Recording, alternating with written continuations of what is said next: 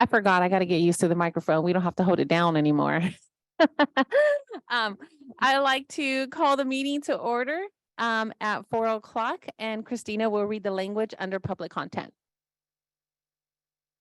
In order to help assure compliance with the Brown Act and in order to make our board meetings more effective and more efficient, trustees will speak only when recognized, and trustees who speak on a topic other than the agenda item currently under consideration will be out of order. The safety and decorum of the school board meetings are important to Stockton Unified School District and the community. SUSD promotes the public's right to free speech, and we want to make sure that all community members, parents, and students are able to participate in a safe environment. We want to ensure all community members have a seat during the board meeting.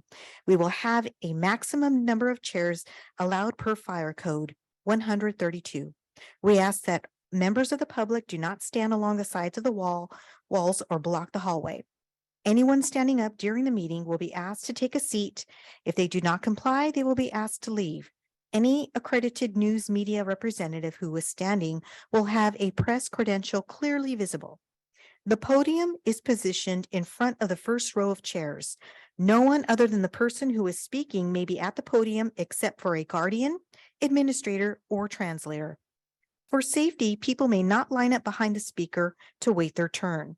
We want to give the person at the podium the time and respect they deserve. Each speaker will be allowed 3 minutes.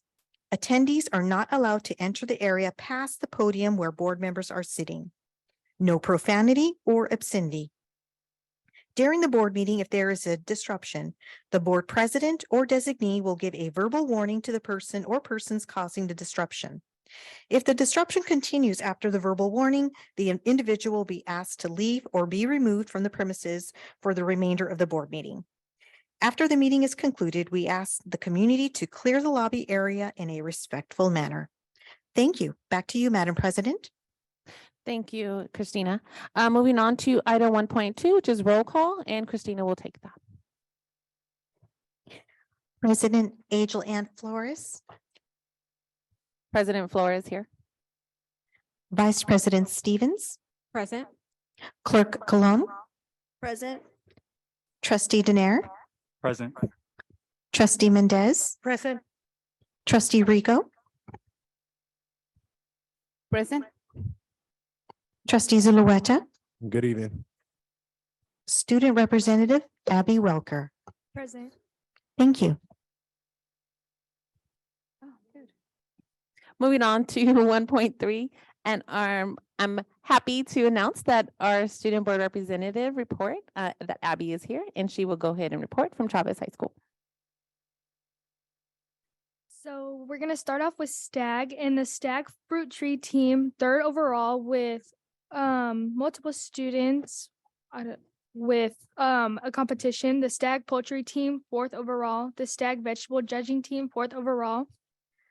They had a UC Davis field day with STAG nursery and landscape team, 5th in the tree and scrub and flat judging with Benji Hernandez. STAG athletics will have student athletes sign their national letter of intent to play college athletics Wednesday, March 8th in the STAG gymnasium. Friday, March 10th, STAG will be hosting a food truck frenzy to celebrate the culmination of 3rd semester of the school year. And that's all that I have for STAG. For Franklin, we have opening day for softball and baseball. And Principal Lodi through the first pitch. Our boys baseball team has won 2 games in a row against Bradshaw Christian High School and Brett Hardy High School. Over the weekend, our middle school and high school teams represented Franklin at the San Joaquin County Science Olympiad. I don't know. Not only did our teams represent Franklin, but as also the only SUSD school participating, they represented the entire district. They earned 2nd place and 3rd place in the bridge. Congratulations to our school team. They took 3rd overall and will be representing Franklin at the Northern California State competition on April 22nd. We would like to celebrate our Black History Bowl happened on the 24th of February as part of our Black History Month. We are plotting our alternative suspension program where we give students counseling, wellness center services, mentoring, and academic opportunity. And sorry, I'm reading it off of email because I didn't have it with me. And then for Chavez, our Plus program went to Juan Kingston to give their Plus program a training and to help kids on campus feel more safe and learn how to get help when they need it. Chavez will be having a ballet and with a live band with our own mariachi on the 24th of March, which is Cesar Chavez's birthday. We had a sock drive and a canned food drive and planning more. We have another food truck festival with local food vendors. Our Plus program made hygiene bags and dog blankets for the homeless and gave them out as a whole. Plus had lunchtime activities for See Something, Say Something Week in the quad in the Plus Lounge with snacks, games, inclusion, and a good time. Plus also had a Titan Fair for Kindness Week with lots of new activities for the students. Thank you. Thank you, Abby. And moving on to our student honoree, Miss Lori Lynn Bucio of Edison High School. And we will go ahead and ask Miss Fugazi, the assistant principal Edison, to the podium to talk about your student, please. Good afternoon, Board President, Vice President, and trustees. It is my honor to be here before you today, introducing this amazing young woman who has really been a trailblazer at Edison High School. She has worked very hard these last 4 years, and it is going to be sad to see her depart from our school. But she has really been a true leader in building up the future classes that will be coming before us. So without further ado, Lori Buccio, come on up.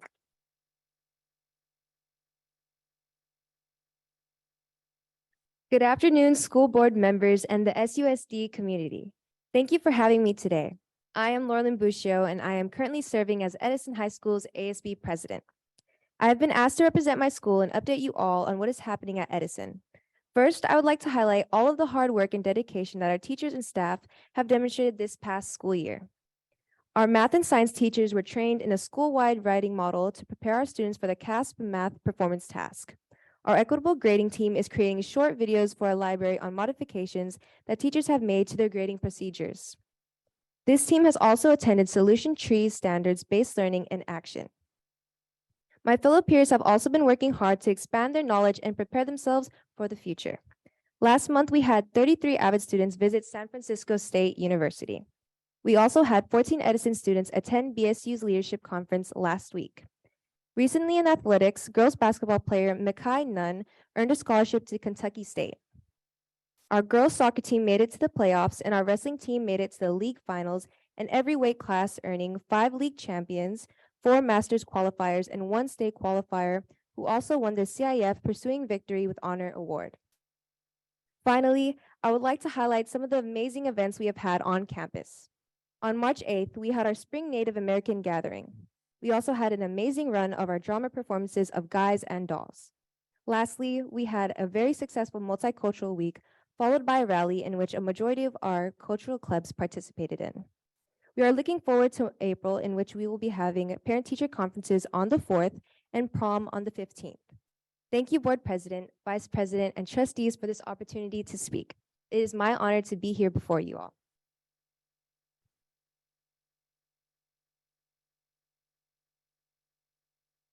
Don't leave, don't leave.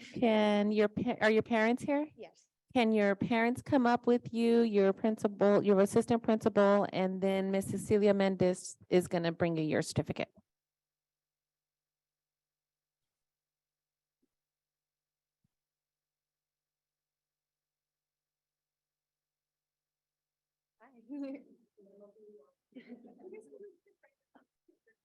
Shake her hand.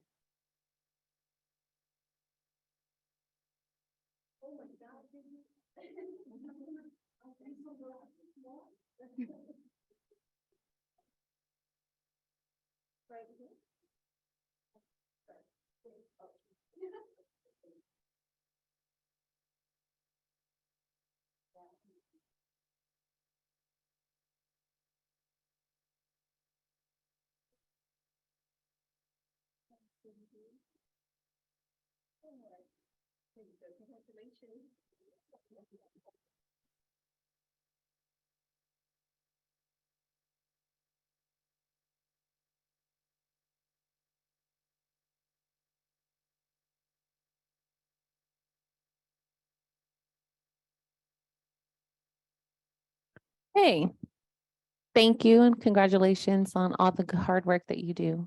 Okay.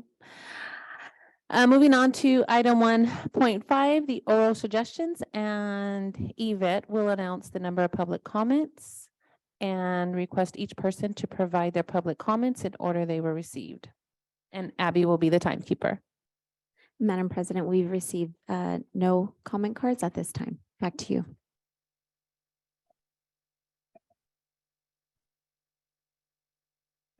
And moving on to item 1.6, public employee discipline dismissal release. And that's only if an employee requests that the complaint or charges be heard in open session. Today we have Doug, who is in place of Diane. So Doug. No, there are no such. And now we will have our Vice President, Kanita Stevens, report on what we will be considering in closed session items during closed session. Thank you, Trustee Flores. We will be considering closed session item 2.1A, public employee appointment, certificated leave of absence, resignation, appointment.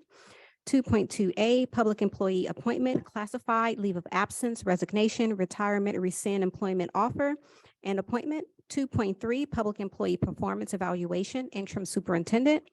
2.4, conference with labor negotiator, district chief agency negotiators, Dr. Tracy E. Miller, interim superintendent. Can you all hear me out there? It just sounds really low. Can you all hear me? Yeah, okay. I'll start that over. 2.4, conference with labor negotiator, district chief, agency negotiator, Dr. Tracy E. Miller, interim superintendent, and Ms. Wendy D. Simone, interim assistant superintendent, human resources, employee organizations. STA, CSCA 821, CSCA 318, CSCA 885, SUSU, SPPA, Police Officers Association, USA, NUHW, non-represented employees. 2.5A, conference with legal counsel, existing litigation, subsection D1 of Government Code Section 54956.9, claim by student. 2.6A, conference with legal counsel, anticipated litigation, significant exposure to litigation under subsection D-2 and E-3 of Government Code Section 54956.9, case by. And 2.7D, student expulsion, Z through 26 and ZZ through 11. Back to you, Trustee Flores. Thank you. And now we will go ahead and recess to closed session at 4:13.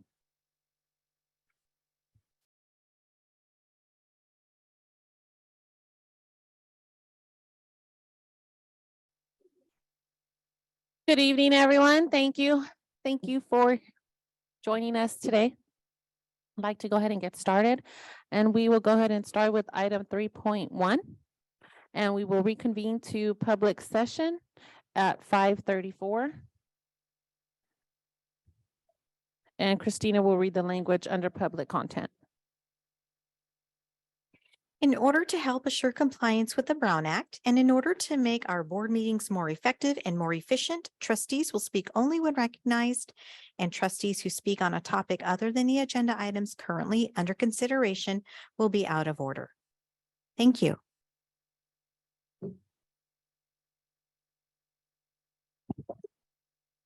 Moving on to item 4.1, which is a Pledge of Allegiance led by Miss Lori Lynn. I think I said your name wrong the first time. Is it Busio? Busio. Lori Lynn, would you like to join us at the podium, please?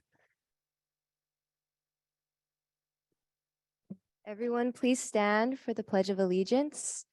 Ready, salute. I pledge allegiance to the flag of the United States of America and to the republic for which it stands, one nation, under God, indivisible, with liberty and justice for all.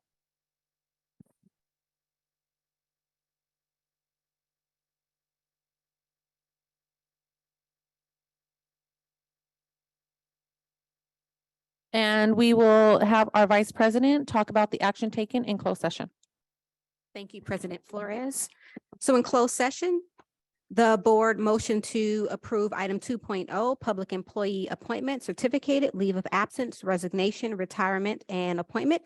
Motion carried 4-1. Yeses were trustees Donaire, Cologne, Flores, and Stevens. No votes were Mendez and Zulueta, and an abstention from trustee Rico.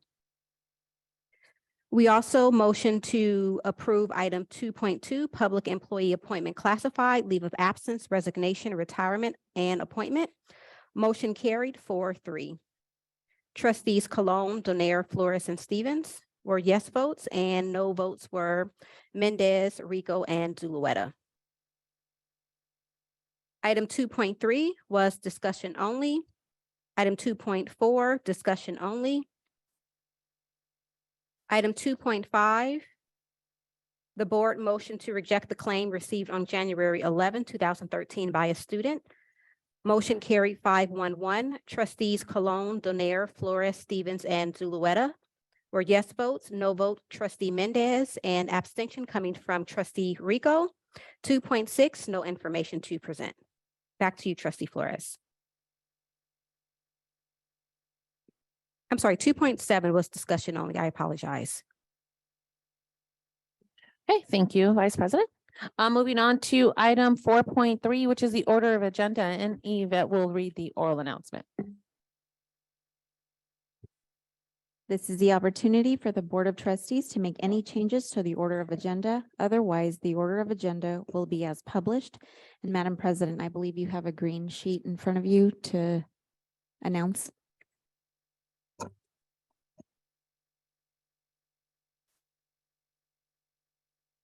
So we have the green sheet as the request of Human Resources Department, Board Agenda, item 13.4, action of the approval of one FTE administrator, new teacher support and teacher induction for the curriculum professional development will be pulled from the March 20th school board meeting agenda. Thank you.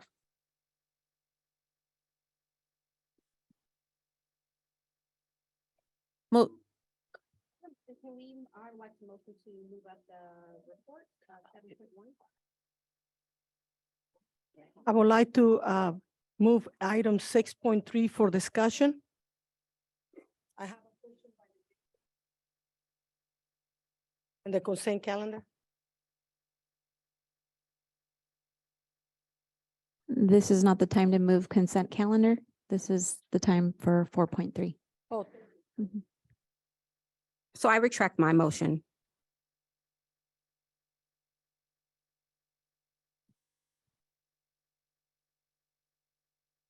So we were going to pull and we were going to bring 7.2 to the front of the agenda, but now we're going to pull it completely.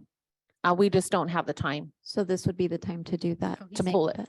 Yes. Yeah, can do one. He can do one. He can do one. Oh, pulling Okay. 7.1. Okay. And we're moving 7.2 up in the order of agenda? Yes. Yes. Yeah. Okay.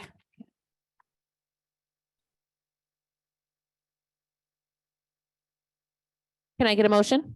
Motion Stevens. Second. Cologne. Discussion?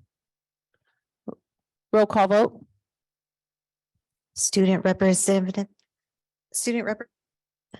Welker, Yes. President Flores, Yes. Vice President Stevens. Yes. Clerk Cologne, Yes. Trustee Donaire, Yes. Trustee Cecilia Mendez, Yes. Trustee Rico, Yes. Trustee Zulueta. Yes. Motion passes unanimously. Moving on to item 5.1, oral suggestions regarding open session agenda items. And Yvette will announce the number of public comments and request each person to provide their public comment in order they were received. And Abby will be the timekeeper. Madam President, at this time, did you want to happen the presentation now, or did you want to wait for comment after comments? 'Cause I We can believe- move the presentation now. Okay. Yeah, let's do that.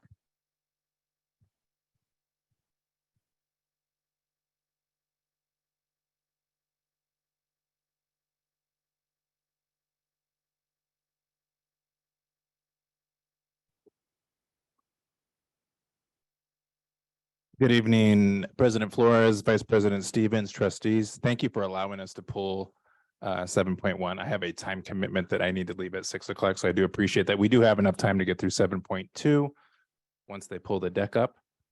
And you have this in your board documents.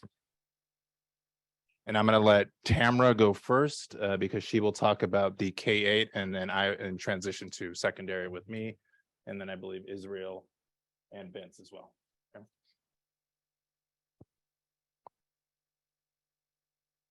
Good evening, board. Thank you for this. This is awesome. No button. Thank you. Appreciate it. All right. So I wanted to talk a little bit about summer school. We call it Summer Learning Academy at the K-8 level.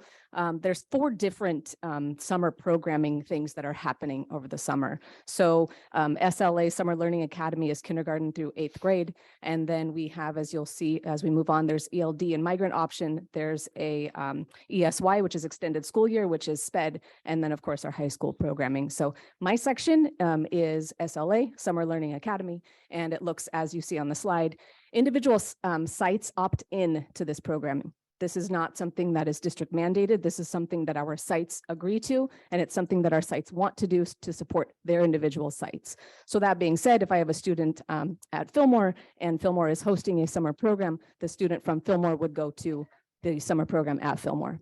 All right, so that being said, we have about 30 sites that have committed to summer programming. So excited to see their plans moving forward. Each site submits their own plan to Ed Services for approval. So we supply as a district the base program, if you will, the skeleton of the program, and each site gets to put the muscle on their skeleton. So that's how that's going to roll. The hours are from 8 till 12:30. So that's pretty exciting, and we're looking forward to seeing our site plans and moving forward with that. So in building the muscle, they can add AVID, they can add STEM, they can add any supplemental materials that they're already using at the site. So if there's something they're really great at, if there's a robotics program that they're proud of, they can incorporate that into their summer learning. So there's lots of different options. I'm kind of excited to see what our sites come up with in moving forward with that. So that's our SLA, Summer Learning Academy, as it relates to Gen Ed K-8. Next up, I believe, is Dr. Gonzalez. Next slide, Ms. There you go. All right, thank you. Yeah, so I wanted to make sure I mentioned the EL summer learning as well as the migrant extended learning that we have in the summer. We wanted to piggyback off of the general SLA program. So we wanted to provide certain schools, at least 10 of the schools that have a high EL density population. We wanted to make sure that we offered them the EL summer program, which would be very similar in time. And then the migrant as well to 3 of the schools that have a higher migrant population. So what we want to do is extend the learning day by 1.5 to 2 hours extra after the summer program. So we will have some schools that have both the general SLA, and we will also have the EL summer working in tandem as well as some sites. So that is what we want to do this summer. We want to make sure that we provide this additional resource for our ELs and our migrant students. We also have TCM materials coming in so that they have the additional materials needed if the teachers are not going to use the actual adopted benchmark curriculum that they will be using during the year. So we want to make sure that we have these additional materials as well. So that'll be the EL summer and the migrant extension.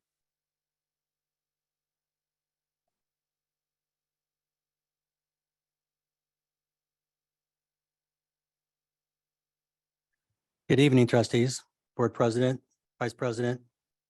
So with extended school year, that refers to special education and related services for students who require such services on an individual basis as per the IEP.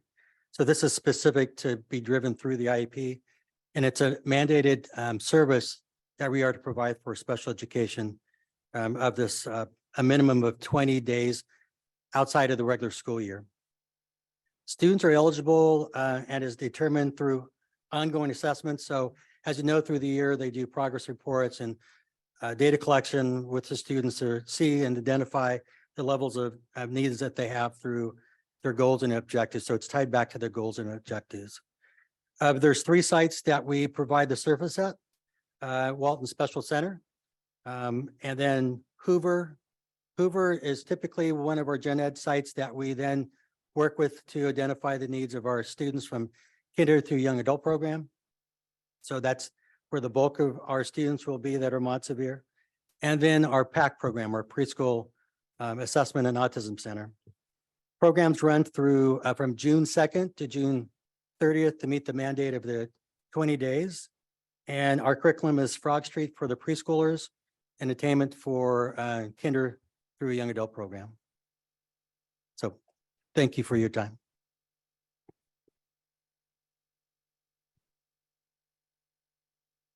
All right, our high school programming, I would argue, is second to none. We have a lot of innovation here and we are driven by data specifically. If you can transition to the next slide. If you're looking at last year's data, we had 117 seniors that did not graduate on time, graduate in the summer. We captured 117 potentially non-grads in our summer programming. If you're looking at just 1 year cohort data, and Jason will correct me if I'm wrong, we went up 8 points, excuse me, 1 year data. We went up 8.7% our graduate. That's not a 4-year cohort rate. That is, what was it, Jason, 5.3? We a total of a 5.3 graduation rate increase based on the work that we did in the summer. And I'll explain what that is. So it was a huge celebration. 117 seniors that were not going to graduate on time were graduated in the months of June and July.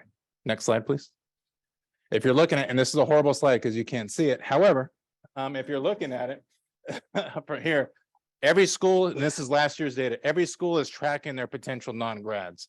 If you're looking at, we completed over 8,000 credits in 2 months. Edison graduate, they led the league here. They had 2,675 credits. Yes. Earned. Chavez came in second. And you can see the demographics that we're serving. They potentially had 64 non-grads at Edison. I think they got all the way up to 50 of those 64 potential non-grads. If you're looking at, and if you can transition to the next slide. So here's what we're current in this year right now. For example, Chavez is reporting to us, they have 58 potential non-grads, and here's what we're doing for them. So we're tracking our data. Edison's has about 18, Franklin 49, Stag 59. If we did nothing, that is going to destroy our graduation rate. All right. So this is why our summer programming is so very important. The difference with high school, though, is that we don't wait till summer. If you can transition to the next slide, we're doing it all year long. Every break that we have, we just came off a spring break. The high schools were open 4 days that Monday through Thursday. Friday was a forced off. We had 4 high schools on. If you're looking at our schedule, the big difference between K and secondary is that we're open 8 to 8.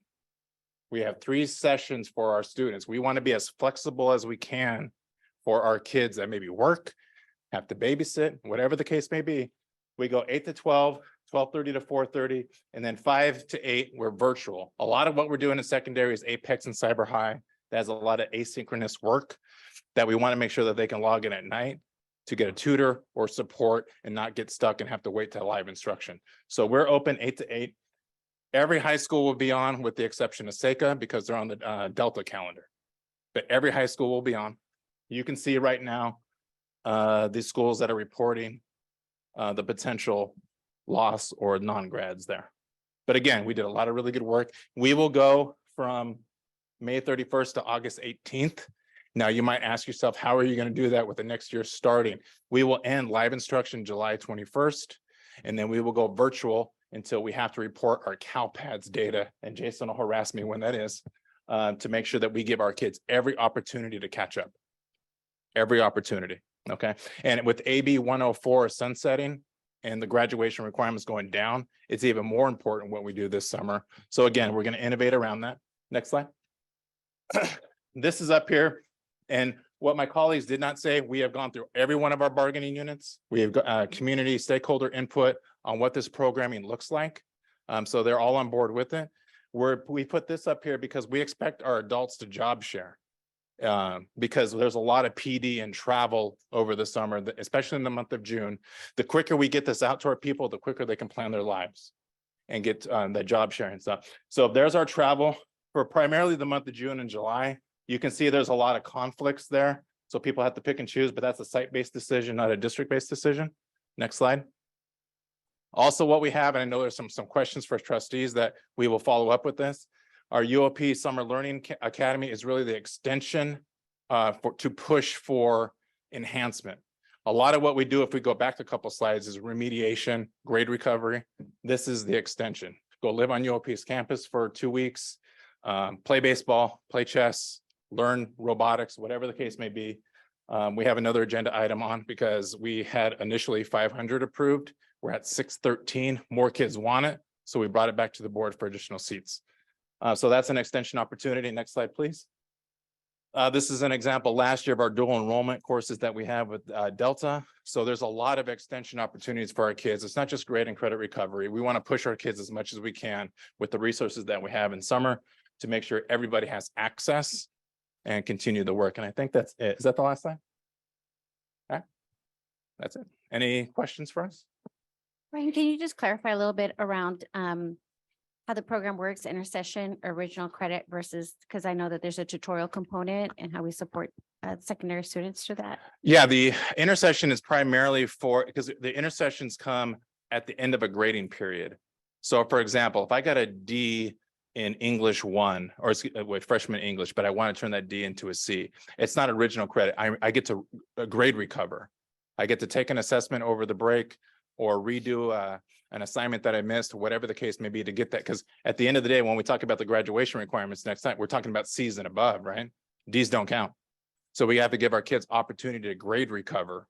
And that's typically what's happening over our Christmas break, fall break, spring break, et cetera. Every break that we're off, we are on. The high schools, typically the comprehensives are always on.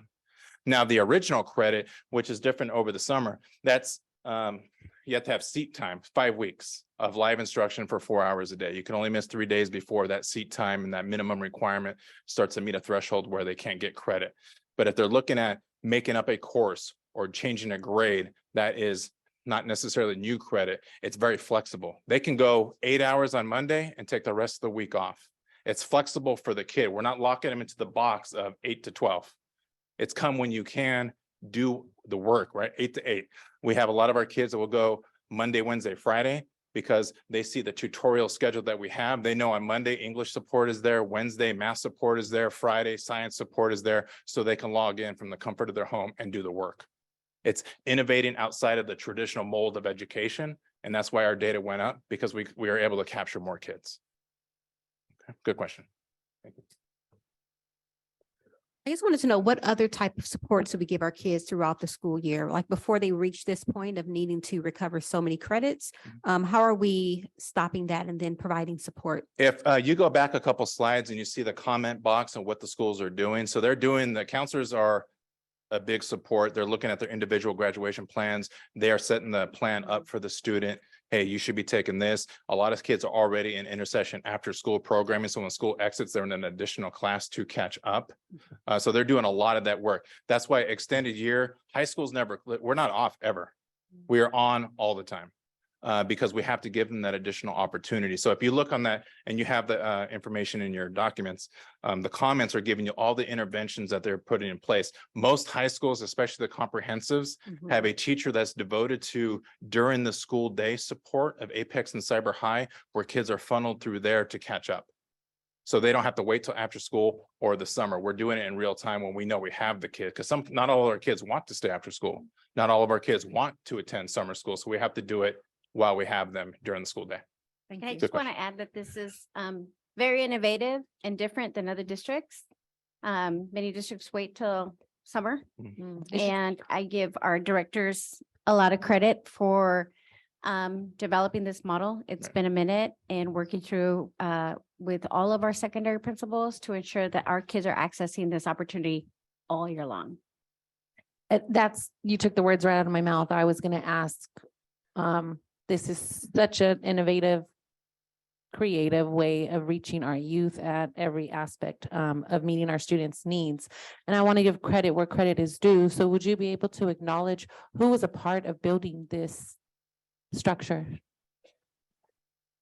I built it with my secondary principals, and a lot of it is we asked this kids. We went to campuses and asked kids that were currently during the day Apex and Cyber High, hey, what would make sense? What would summer look like for you? Tell us how you would like us to build it. They don't want to be in school every single day, 8 to 12. They can't. A lot of them work. or a lot of them have to, take care of their siblings or take care of their parents. So we built it. We've been doing it for about 3 years now.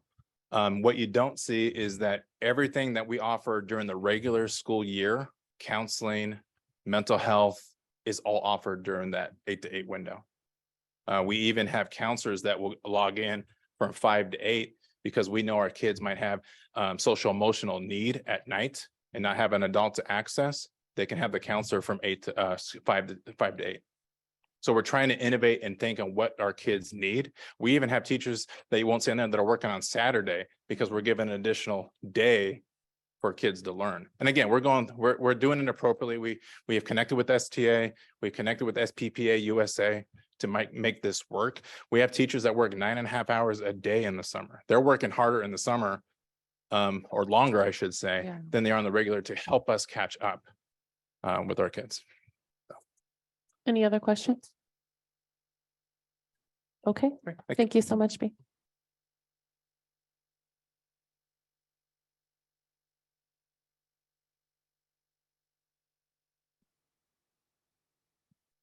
Okay, moving on to item 5.1, which is oral suggestions regarding open session agenda items. And Yvette will announce a number of public comments and request each person to provide their public comment in the order they were received, and Abby will be the timekeeper.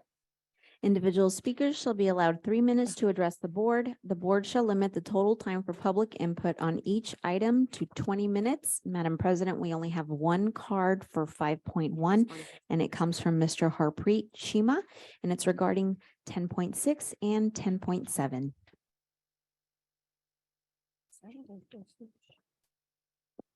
Thank you for bringing this back. This is much better. In McPherson and Jacobson's written proposal to the district superintendent search firm, it stated that the names of final candidates for superintendent would be released only if the board chooses to have them released. I'd encourage you to do so. Do that once you reach the point in phase 4 of the search process where finalists are selected. These people are applying to work for a public institution and the public school, and we should be given their names so they can be researched and vetted by the community as well. But I also wanted to talk about the stakeholder list.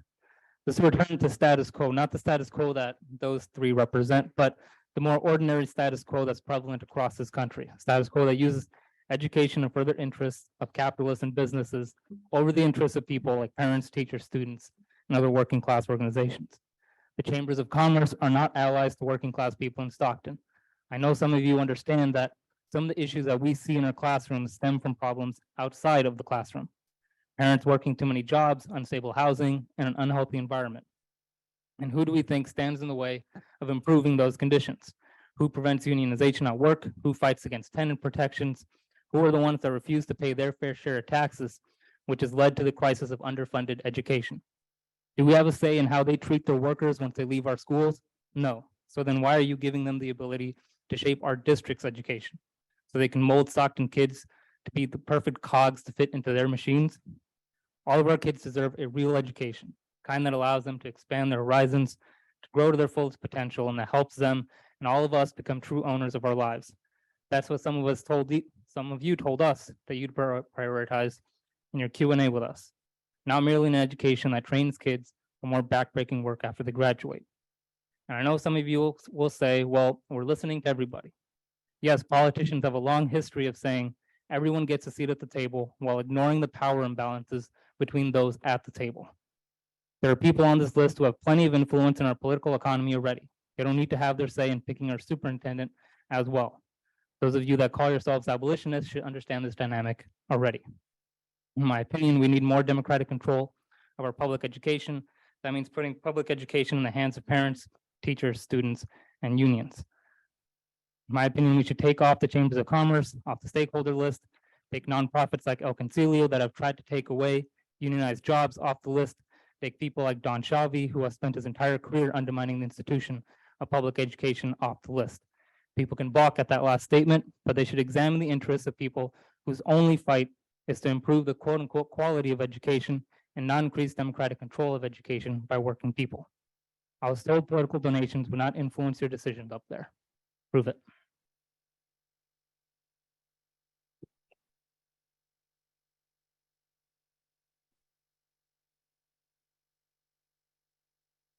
Madam President, that concludes public comment under 5.1.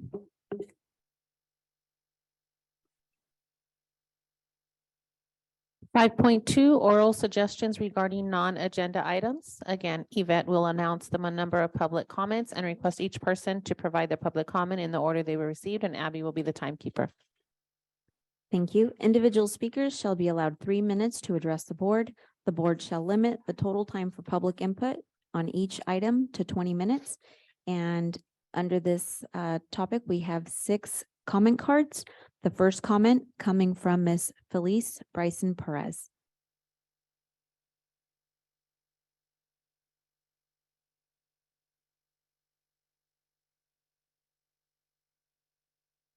Good evening, everyone.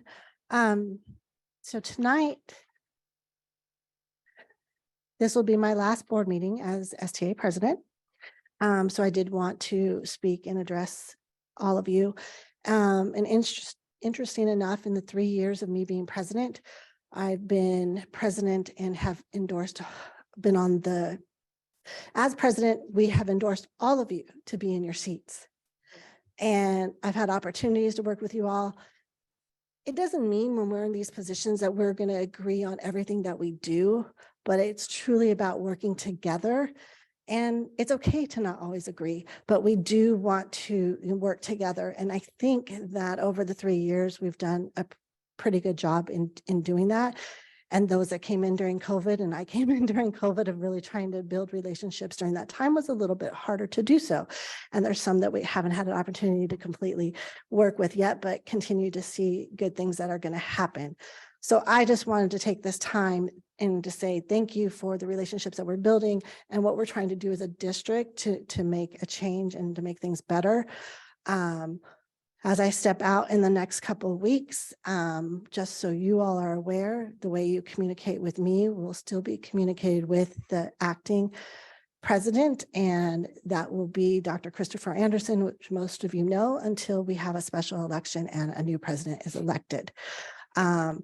I should appreciate the support that all the teachers have given me in this special, unique situation of stepping down a year earlier than planned for a unicorn situation of jobs that don't come up often, because I've looked throughout the state of California to find these jobs after 30 years of working in the ECE field. So I'm very excited to actually be able to stay here and stay with everyone in the district. And I hope, kind of taking that president hat off and on the personal side, I hope that we continue to build up within the district for all the amazing educators that we have, and really look at bringing them up and into these other roles, because we want to show what we have here in Stockton. So I know as you guys get a new superintendent and continue that, we really want to utilize those that we have here and to show what Stockton has to offer. So I just want to say thank you, everybody, and I appreciate it.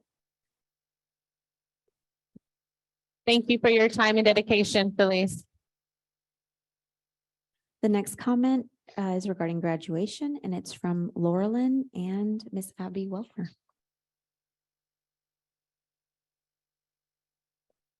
Hi, thank you again for giving me the opportunity to speak. I'm a proud product of SUSD, and I've attended school within this district for over 12 years.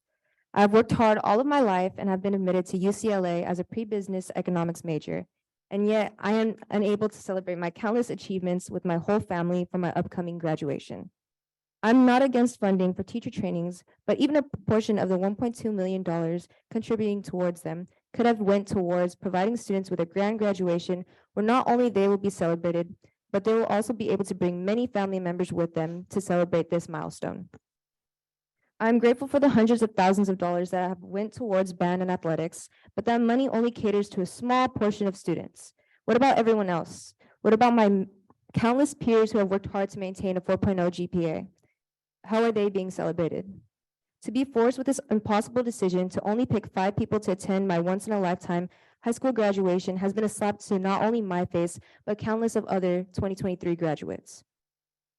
I stand before all of you to be the voice of my peers who have yet to be heard.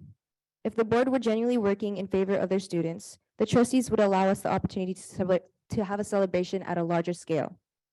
My fellow 2023 graduate and student rep Abby would also like to add on. As someone who comes from a big family, I would like everybody in my family to be able to be part of it. We used to have graduations at the Stockton Arena, but now we can't for COVID reasons. But only having 4 tickets at my current high school is kind of short. I have 4 intermediate family members, so that means my grandma, my grandpa can't attend. And what about other students who have like step parents and step siblings and stuff? So we're just asking for like just a little bit more in consideration when it comes to graduation tickets. And I ask that you please take our comments into concern for future generations of graduates. Please, they deserve a grand celebration for their countless achievements as well. Thank you. Thank you, and I'm totally agree with you guys.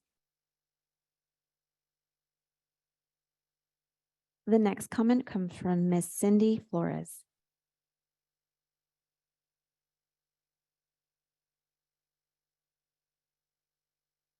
Hi, Board.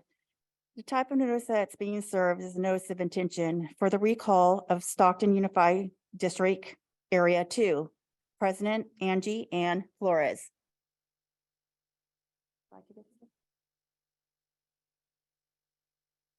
That includes everything. Thank you.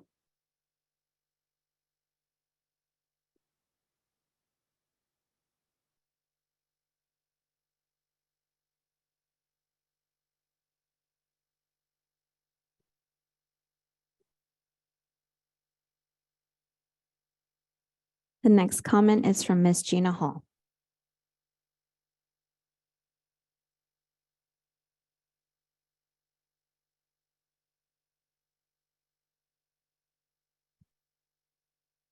Hi, I'm a little nervous tonight because of what I have to say. So, good evening, President Flores, Vice President Stevens, and members of the Board of Education trustees. I would like to take this opportunity to remind you that you often are the face of SUSD, especially in the news. As the president of United Stockton Administrators, I often attend board meetings. Ms. Rico, tonight I'd like to address you. At the last board meeting on March 7th, as I stood talking to another staff member, at the end of the meeting, you shoved past me, knocking my arm down. There was clearly plenty of room as you were not the first person who walked past me. You had to know that you hit me as you walked by, as your hand hit me hard enough to jar me and knock my hand down. Look as confused as you want, it happened. Okay. And finally, Ms. Rico, not only was it unprofessional, I can only believe it was on purpose since you chose not to apologize, even though I said, I'm sorry, as you walked by. It would seem bullying in this district has changed from just words and dirty looks to physical assault. I can only hope that it stops here and now.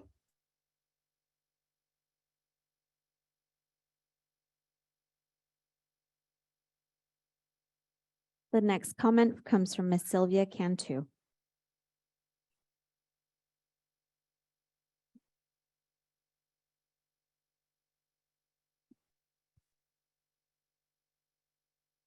Hello, I'm here to respond from the March 7th comment that Trustee Rico said in Spanish that Sylvia Cantu comes here and attacks me. I'm going to remind the board that on February 14th, the PAC president made a statement regarding the PAC meeting on February 2nd, stated that selectively engaged with parents, talking about Trustee Rico, she was very rude and unwelcoming at times. She aided and advised parents and encouraged the chaos that took place among parents due to ignorance. On that same night, the parent asked for a question and Rico stated, I have the same questions to Ms. Miller or Trustee Flores. And in English, 2 moments, I'm going to read a bit of the excerpt. Trustee Rico stated, if anyone can help me understand that if it's to be part of the board, I have to give up my right as a parent. I think this is wrong. So can anyone help me with that? I really appreciate. Then she spoke some more and ended with, if anyone in the community can assist me with that too, I am open for that. Even if it's Ms. Miller or Trustee Flores can. Trustee Flores said, I can. And Trustee Rico said, okay, thank you. Then it was put on the agenda on your comments, were all in English. Then it was put on the agenda on that same night on February 28th, but you were absent, Rico was absent. So, agenda item 10.8 was pulled. And then on March 7th, agenda item 10.4, the same one, I spoke regarding 10.4. And in English, you stated, after I was done, thank you for coming and speaking in favor of your friend, in English. And then on 10.4, you stated you were going to speak in Spanish and you were going to try to speak in English. Not once did you do that. Then you said in Spanish, you started saying, I'm going to speak as a mother, even though you're sitting at the dais as a board member. That's why you kept saying, I've been going to PAC meetings for 18 years. And that's when it was translated. Sylvia Cantu comes here and attacks me. And then you called the translator, which if you look at the translation here, it says if you need translation, it should be at least 10 working days. I don't think that a translator should be put in a position that when a board member is attacking an employee, that you have that translator put it and let them translate, put that person in difficult situation. And on that same night in English, Trustee Rico then stated, regarding agenda item 13.3, no, because this is revenge against these people from Claudia Moreno and Trustee Flores. Thank you. So in my opinion, Trustee Rico, you are unprofessional and unbecoming of a school board trustee. And you can say whatever you want, but you choose. But that night you voted as a board member, even though you admitted you were going to PAC meetings, and that one of the positions was out of the director of the that oversees that. Thank you very much.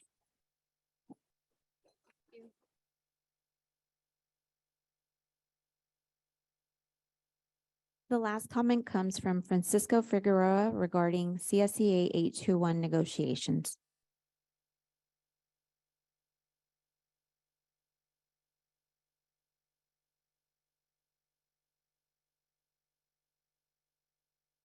Good evening, Justice.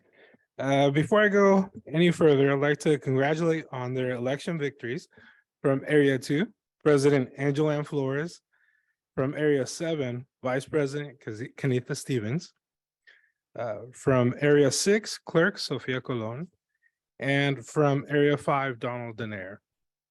Welcome, breath of fresh air to our board. I am Francisco Figueroa and a member of CSEA 821. I also represent CSEA 821 at the state level by serving on the CSEA Legislative Committee.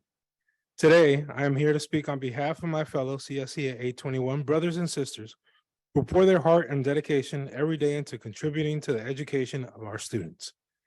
From when students arrive to when they leave and everything in between, there is an 821 member making sure students are in a safe, clean, and nurturing environment so instruction and learning can take place. According to the Legislative and Analyst Office, which is the California Legislature's nonpartisan fiscal and policy advisor, as of February 2023, since 2020, prices have increased over 16%, with energy and food prices seeing the largest growth. SUSD's competition to hire and retain excellent employees is not only with other school districts or educational institutions, but also with warehouses in the fast food industry. That's a reality that we have to face. CSEA 821 and SUSD have had nearly 24 negotiation dates, and no progress hasn't been made in regards to health and welfare or salary. During the pandemic, our valor and dedication to our students and community of SUSD was tested. We answered with a resounding yes, as we showed up and adjusted on the fly to new and unexpected challenges. Now we ask for fairness and equity in our contract. Our members have begun to ask, and rightfully so, is the district negotiating in good faith, or has it adopted a deliberate strategy to prevent a fair contract? I appeal to you for your support to see that CSEA 821 receives a fair and equitable contract. Thank you.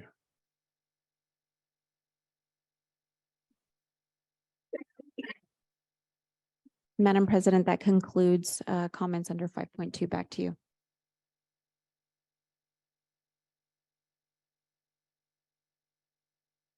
Okay, moving on to item 6.1, which is approval of consent items, and Yvette will read the oral announcement. Does any trustee have any item they would like removed for separate consideration as an action item? After any items are removed for separate consideration, there will be a vote on the consent items without any discussion. Back to you, Madam President.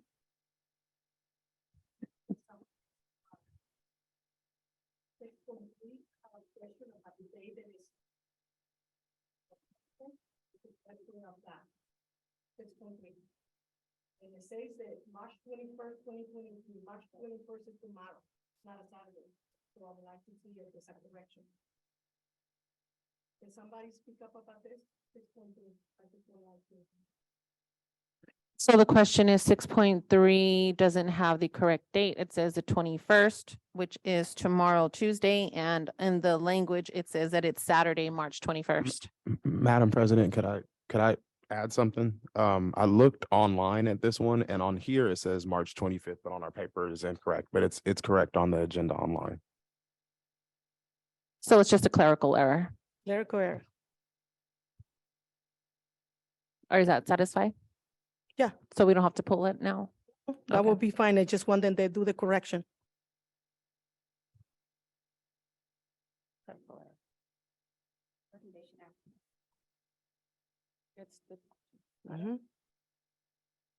Okay. Can I get was there any other? Would anybody else like to pull any other items? No? Okay. Can I get a motion to approve? Motion to approve, Stevens. I'll second that. Discussion? Roll call vote, please. Student Rep. Welker, Yes. President Flores, Yes. Vice President Stevens, Yes. Clerk Colon, Yes. Trustee Denaire, Yes. Trustee Mendez. Trustee Mendez, Yes. Trustee Rico, Yes. Trustee Zulueta. Yes. Motion passes unanimously.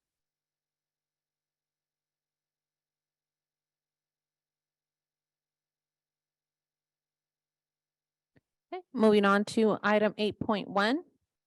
Public hearing on National Union of Healthcare Workers, new NUHW Sunshine Proposal to Stockton Unified School District for 22-25 successor negotiations. And I'd like to open it up for public hearing. Can we get a staff report?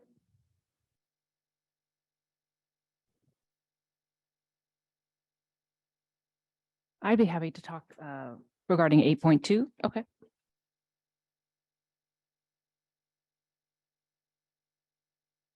Actually, it's 8.1. I'm going to use the new button. So this would be the opportunity for our new union, NUHW, to speak regarding their sunshine proposal to the district. Do we have anybody here from that union? I don't believe so. Were they notified to be here? Yes, we accepted their sunshine proposal and added it to the board meeting. But were they aware that they had an opportunity to come and speak? I believe so. Okay. Do we have any public testimony?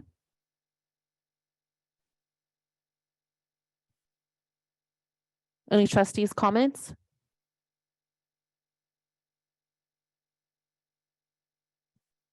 I think my only comment is I'm just kind of concerned they're not here. Right. So are we able to put this put this either back on the agenda, or do they have a reason for not coming? I mean, I really want to hear, I would like to hear from them is what I'm just, if we can.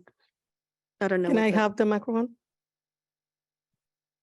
Well, many times they're not here. Sometimes that we do this, and in the past it's been like this. Sometimes when they agree with the staff, they don't come. So, it's a routine.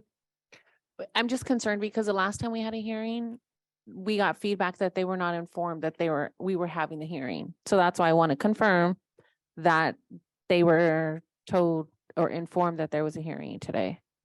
I would have to go back and look at when we accepted their sunshine proposal that indeed we told them which board meeting it would attend. But I can't speak for a union, whether they're electing to comment or not on their sunshine proposals. Yeah. Okay, we're gonna go ahead and close the public hearing.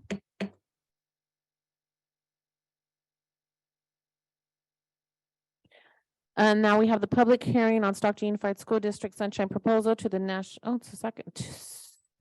For workers NUHW for 22-25 successor negotiations. We're opening public hearing. Staff report. So as I mentioned, I just wanted to comment that this particular unit is just recently recognized, our 9th unit with the district for our mental health clinicians. And this is just to establish the full collective bargaining agreement with them.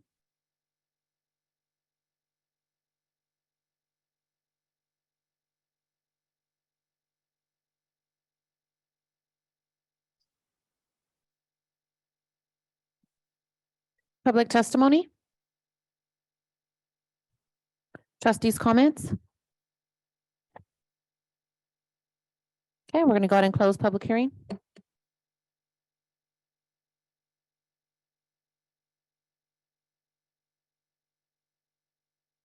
Moving on to item 9.1. Approval of first reading for board policy 5141.21, students administrating medication and monitoring health conditions. I'll make a motion to accept it. Can I get a second? I will second. Oh, second. Discussion?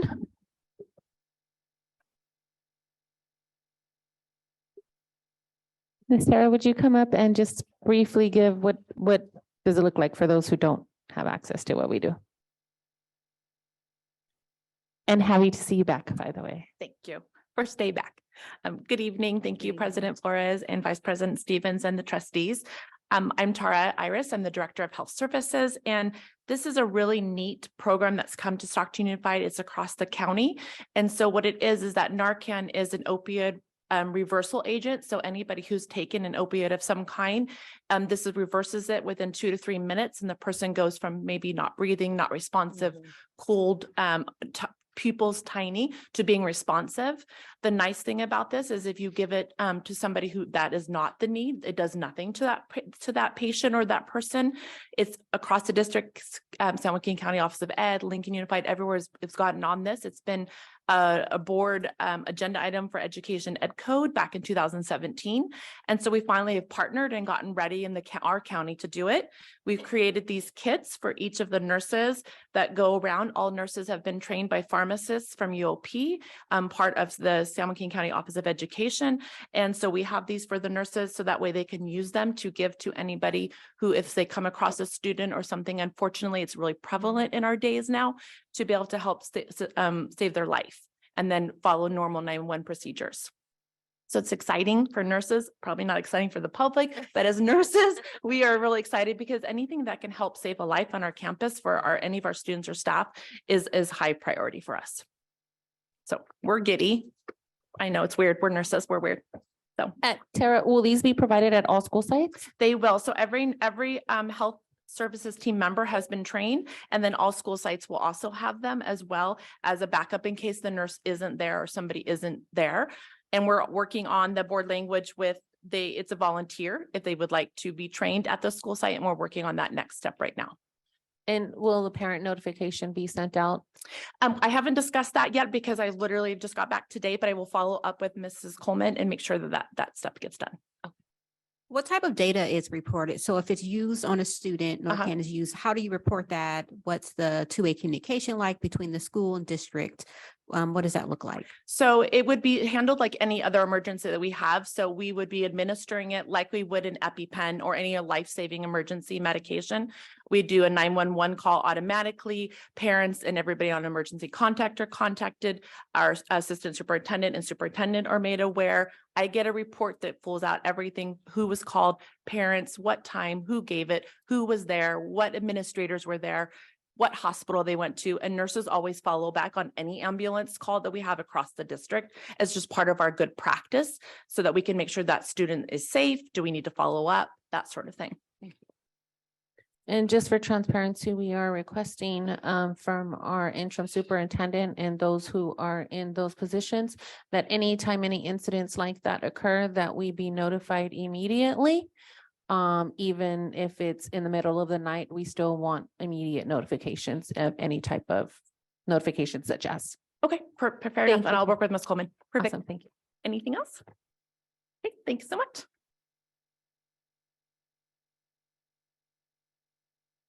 Roll call vote. Student Representative Welker, Yes. President Flores, Yes. Vice President Stevens. Yes. Clerk Cologne, Yes. Trustee Daener, Yes.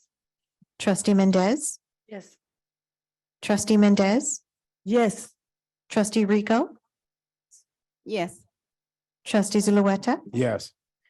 Motion passes unanimously.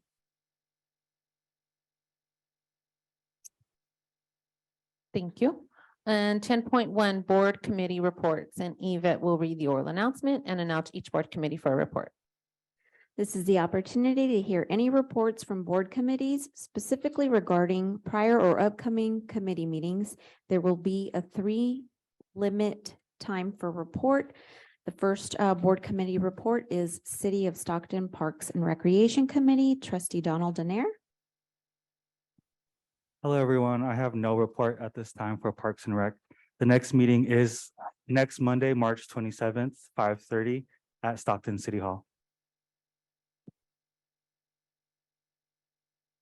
Thank you. The next committee is San Joaquin County School Boards Association Executive Committee, also Trustee Daener. So I was part of the California School Board Association Legislative Action Week this past week. I got to meet with elected officers, elected officials, office staff throughout the week. We discussed different things that we wanted to push for, including the budget priorities. We are asking the legislature to fully fund the LCFF cost of living adjustment without retroactively reducing the arts and music and instructional materials discretionary block grant. We also talked about, we also urged the legislature to remain focused on ensuring successful implementation of large programs undertaken in recent years. That is to remain focused on sustaining existing programs. And then lastly, I was able to speak specifically on CSBA sponsored legislation, AB 1023. That is for increased cybersecurity support for school districts. It was really fun doing this with the CSPA leaders with the North San Joaquin Division. And yeah, so that's my report. Thank you. Thank you. The next committee is a 3x3 committee. Clerk Sofia Colon. Hello, everyone. So we will have our first meeting of the year next Monday, 5:30 here in the boardroom.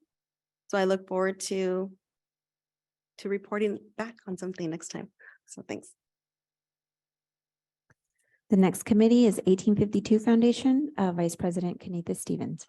Sure. So 1852, we have some postcards that you all should have picked up, still announcing that we have funding available for our teachers to utilize for this school year. This Thursday, I'll be presenting at the BEA breakfast. We'll be soliciting business owners in the community to be a part of our organization as we do fundraising. So look for an invitation for our upcoming April event. Thank you. And then Miss Melinda Mendez is working on that as well. So she'll be at the BEA event this Thursday as well. Oh, that's it, Mendez. I'm sorry. The next committee is Curriculum and Student Outcomes Committee, and that is Trustee Donald Daener.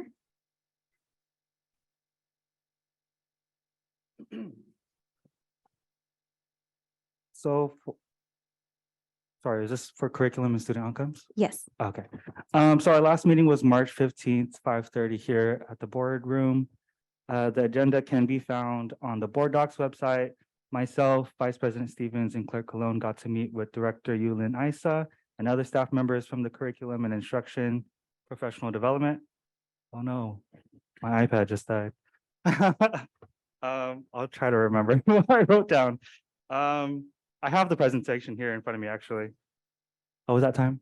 Okay. So we got a presentation on the organizational structure, and talking about any future recruitment plans, to make sure that different positions are fulfilled within the department. We've also talked about curriculum program progress, including curriculum that we have already adopted in the next school year, more curriculum adoptions regarding world languages in the upcoming years. We also talk about ongoing site support, additional curriculum support. So just talking about how the department has been making sure that that they can change anything or take any suggestions on how to make things better with the curriculum at different school sites. We have also talked about curriculum needs, concerns, and yeah, just checking in. So this was our first curriculum and student outcome committee meeting of the school year. Our next one will be June 14th. So we'll be meeting every 3 months. Thank you so much. The next committee is English Learner Committee, and that's President Angel Ann Flores.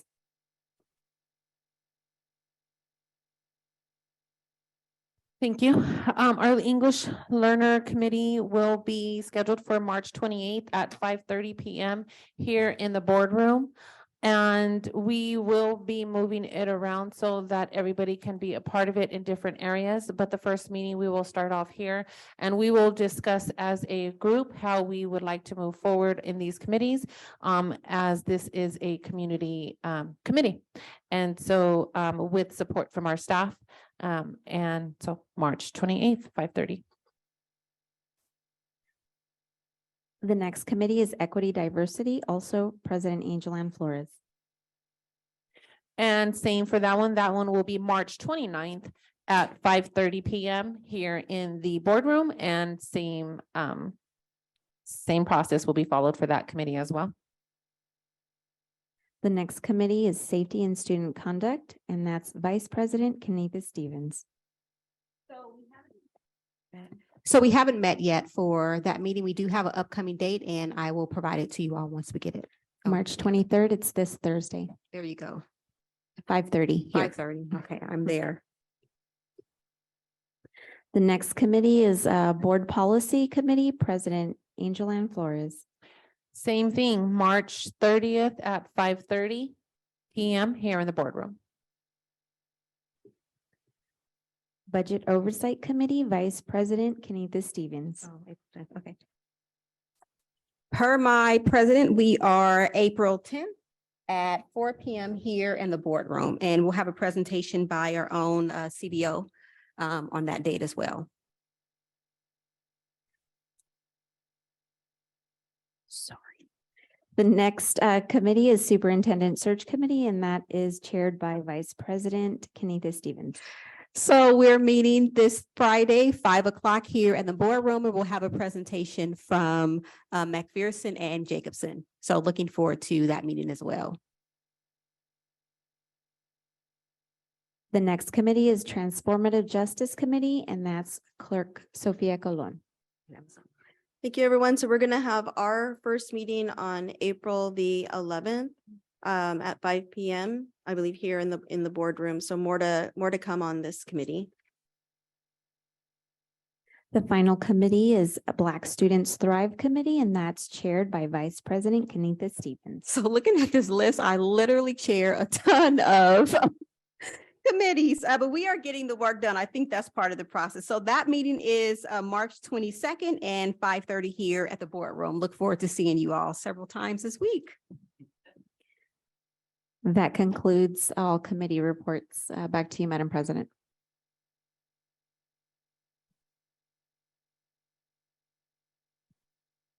Okay, we will move on to item 10.2, brief reports on trustees' activities.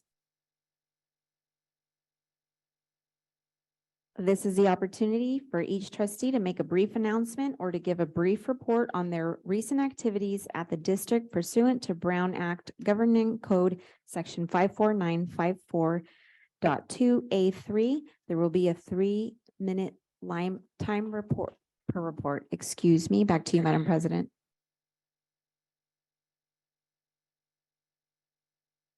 We will go ahead and start from my right.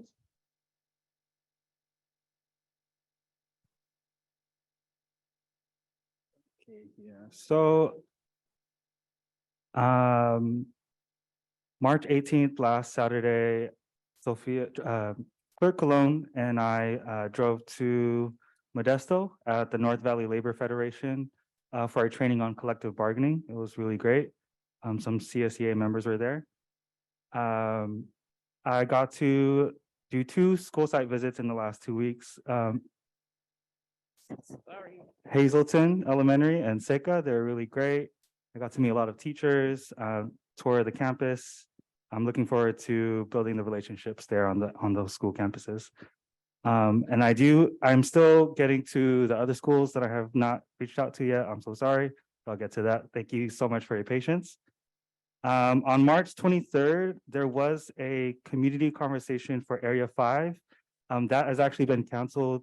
I just found out today, Superintendent Tracy Miller will not be attending, which is why we're going to be postponing that community conversation. And lastly, some of the board members have hosted 3 luncheons with different district departments to meet with employees at their specific sites and listen to their concerns. Some questions that we asked included what's going well, what's not going well, what needs to be changed. We also got to take a tour of their facilities and meet more of their workers in their natural habitat. We've been reviewing some of these notes. They are kept anonymous to protect the employees of the departments, and we're turning them into actions and tasks that we're working with the superintendent office to address. Thank you.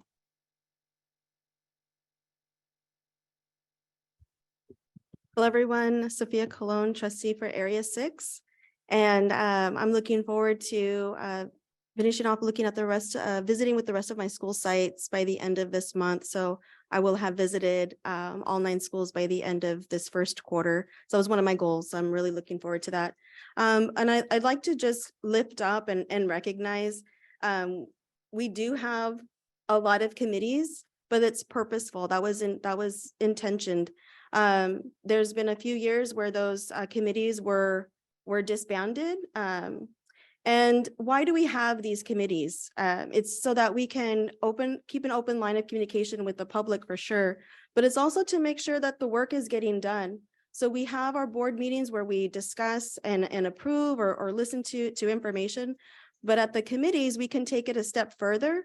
We can talk more about school safety. We can talk more about our curriculums. We can talk more about budget and oversight and policies and all of these other issues, not just amongst ourselves, but with the public. So we highly encourage everyone to stop by those committee meetings, participate. You can even forward your questions or concerns to us. We can discuss them at the meeting. We're going to do our best to have a schedule that is flexible with everyone. So we're meeting here. It's as we get the ball rolling. As President Flores said, we might want to go to other sites to make it even more accessible, maybe at your school sites. But the intention is so that we can build up our trust and transparency with you all. And this is one of the ways that we are excited to do that as a board, is to just make ourselves more available again to you. So thank you. Thank you, Clerk Colon. First, I want to apologize for the disappointing and continuous chaos through malicious distractions and personal attacks, especially during a time of great work being done here in Stockton Unified. Under my board leadership, we have kept true to our mission when we chose to serve in these positions to lead the district with integrity and transparency. With great leadership comes great sacrifice and accountability. What does accountability look like in action? It means the understanding that one's actions have a direct effect on greater things and is held responsible to see that their action is achieving the greater good. We serve in an educational institution because we believe that all students, regardless of race, mental, or socioeconomic status, are to be met with an equitable education that meets all of their needs. Under my presidency, through accountability, we have 1, removed legal counsel that the grand jury noted in their report. 2, launched investigations into unethical and illegal contracts. 3, launched an investigation into the procurement process of all questionable contracts and promised to hold all those who participated to be held liable. 4, responded to the FICMAT and grand jury reports with dates changes and corrections requested. 5, reinstated subcommittees for public input and voice. 6, we've live streamed all of our board meetings now. 7, we've corrected the ESSER funding positions and funding sources. 8, we are now leading listening sessions acknowledging the low employee morale. We have a lot more work to do and lots of more house cleaning we must do. There are some folks who will be uncomfortable with the new culture of what accountability and transparency looks like here in Stockton Unified. Those are the ones who will run, shout louder, and complain. I say this who still choose to stay in the good fight. I, Angel Ann Flores, your school board president, will continue to serve and stand proudly as we continue to rebuild, restore, and demand results. You and your dedication is not to be without notice. Stay focused, stay dedicated, and stay in the good fight. United, we are strong, and united, we will stand. We are Stockton Unified, and student-centered is how we will lead.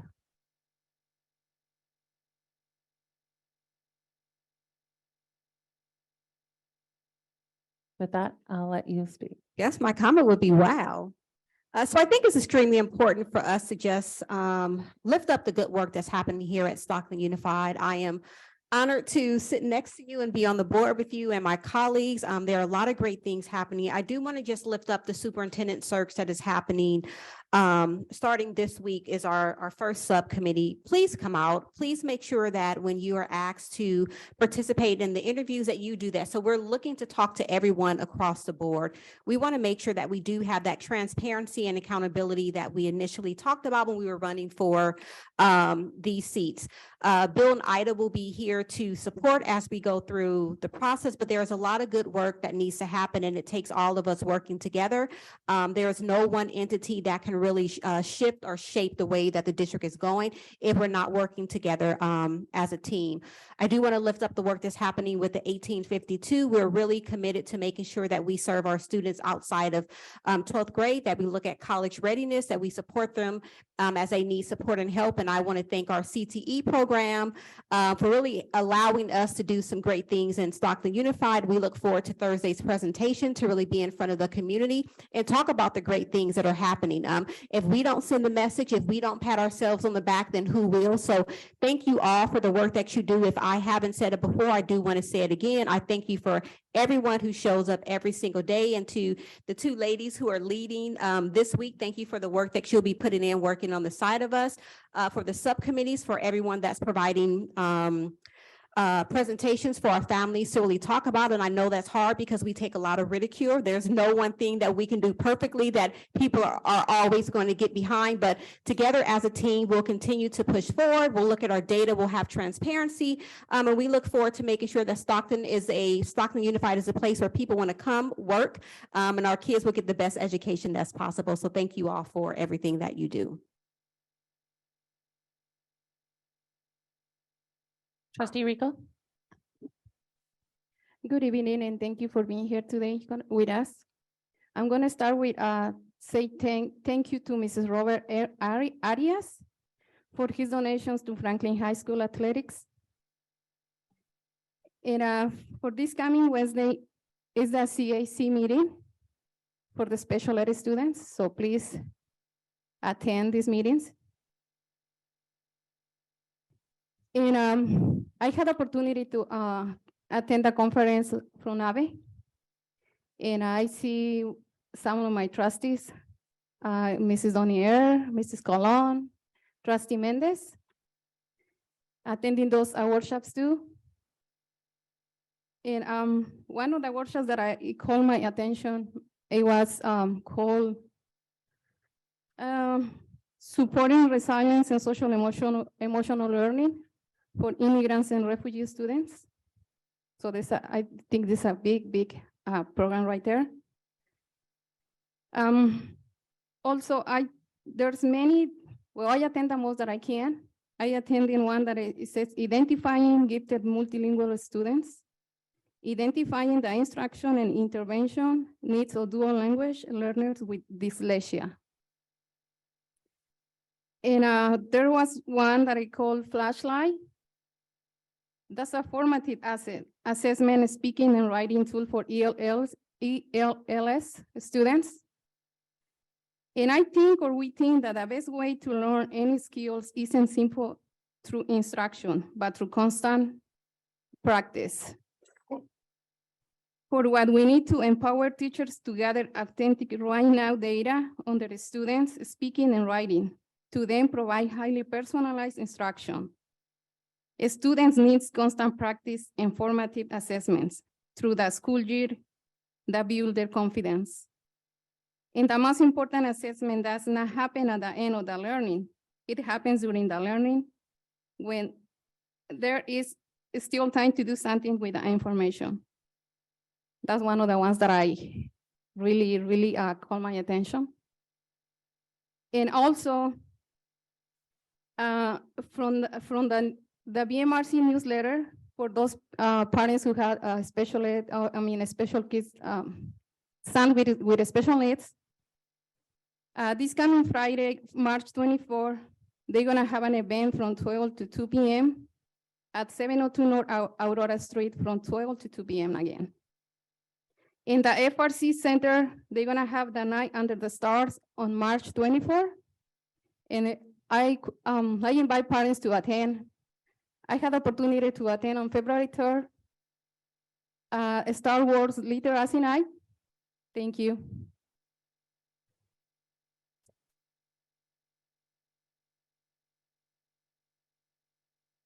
Trustee Zulueta.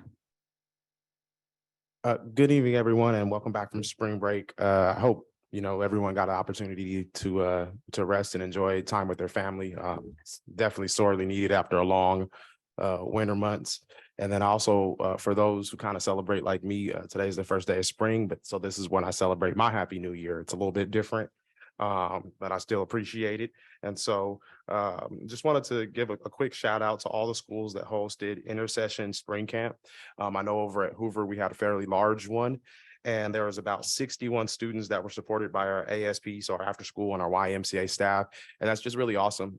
Just like Mr. Biederman said earlier, whether it's in our K through 8 or in our high schools, we're just offering additional opportunities for our students and our families to be able to engage and participate, in not only learning, but those extracurricular style activities, and just doing the best that we can to continue to open those doors within our school institution to our families. Oftentimes, our schools are the safest place for our students, especially when their parents are working during these, spring break and winter break times.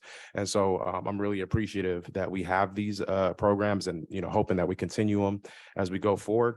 And then I had one other kind of just shout out, our team over at PYA, our families were really upset because they were supposed to move into their new school over spring break. And there's some more updates that will be going out. However, I have been informed that they were able to get power. And so they're going to be working with their community to reset up those dates for their town hall meeting so that they can inform the community on when they will be moving. And I know that there's a lot of people that called in, sent emails. I myself received probably about 40 to 50 contacts within 3 or 4 days. And so I know that it's especially important to that part of the community. And so I want to say thank you to our facilities people because they're doing a really awesome job just making sure that we attend to that. And I know it's not easy and things keep changing. And so I just want to say thank you on behalf of our PYA family and community. And I look forward to, opening day coming up within the next month or so. Thank you all for being here this evening and have a wonderful evening. Trustee Mendez. Yes, good afternoon, everybody, and thank you for coming. I did have a wonderful meeting with the parents in Taft.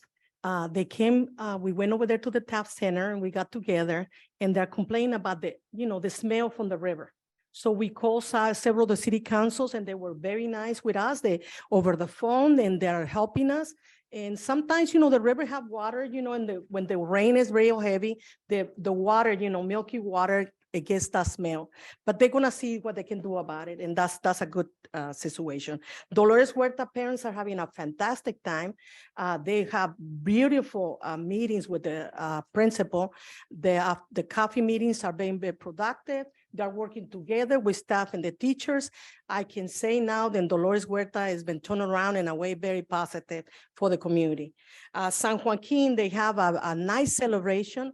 They have jumpers for the after-school program. The parents, they were so happy and delighted. And I'm happy for that. But what I'm concerned is when in the last board meeting, I have the union, 821, came in with concerns. And then they came today and they were saying also concerns. I think they know unions, and I support unions, solidarity. They need to be together, all of them. All of us, we want to take care of the unions the right way. Please stick together, because if one union strike us, we are not going to be able to do business. So if we work together, we hire somebody right now. Claudia is working very good. And I think then everybody, we're going to have to work in solidarity, all of us, and to make sure that we get moving, because it's a lot of work that we need to be done. And I know it's a lot of mess and we need a big broom to clean it out. Thank you so much for coming and have a lovely night.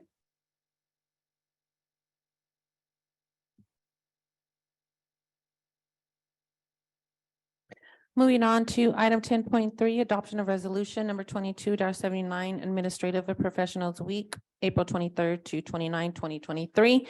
Can I get a motion? Motion for. Second, Stevens. Any discussion? Roll call vote, please. President Flores, Yes. Vice President Stevens. Yes. Clerk Colon, Yes. Trustee Donier, Yes. Trustee Mendez, Yes. Trustee Rico, Yes. Trustee Zulueta. Yes. Motion passes unanimously. Moving on to item 10.4, which is the adoption of resolution number 22-80 to designate the week of April 17th through the 21st, 2023 as Public School Volunteer Week. Can I get a motion? I do a first. Oh, second. Discussion? Roll call vote, please. President Flores, Yes. Vice President Stevens. Yes. Clerk Colon, Yes. Trustee Donier, Yes. Trustee Mendez, Yes. Trustee Rico, Yes. Trustee Zulueta. Yes. Motion passes unanimously. Item 10.5, the adoption of resolution number 22-86, resolution to delegate April as Autism Acceptance Month. Can I get a motion, please? Motion, Cecilia Mendez first. Second, Stevens. Discussion? Roll call vote, please. President Flores, Yes. Vice President Stevens. Yes. Clerk Colon, Yes. Trustee Donier, Yes. Trustee Mendez, Yes. Trustee Rico, Yes. Trustee Zulueta. Yes. Motion passes unanimously. Moving on to item 10.6, to review and approval of McPherson and Jacobson LLC Superintendent Search Planning Calendar to establish timelines. Can I get a motion? Motion. Can I get a second? Second, Stevens. And I believe that McPherson and Jacobson have a presentation regarding the superintendent search criteria and calendar, and we have it up on the screen for all to see. Good evening. Thank you very much, President Flores, Vice President Stevens, and board members.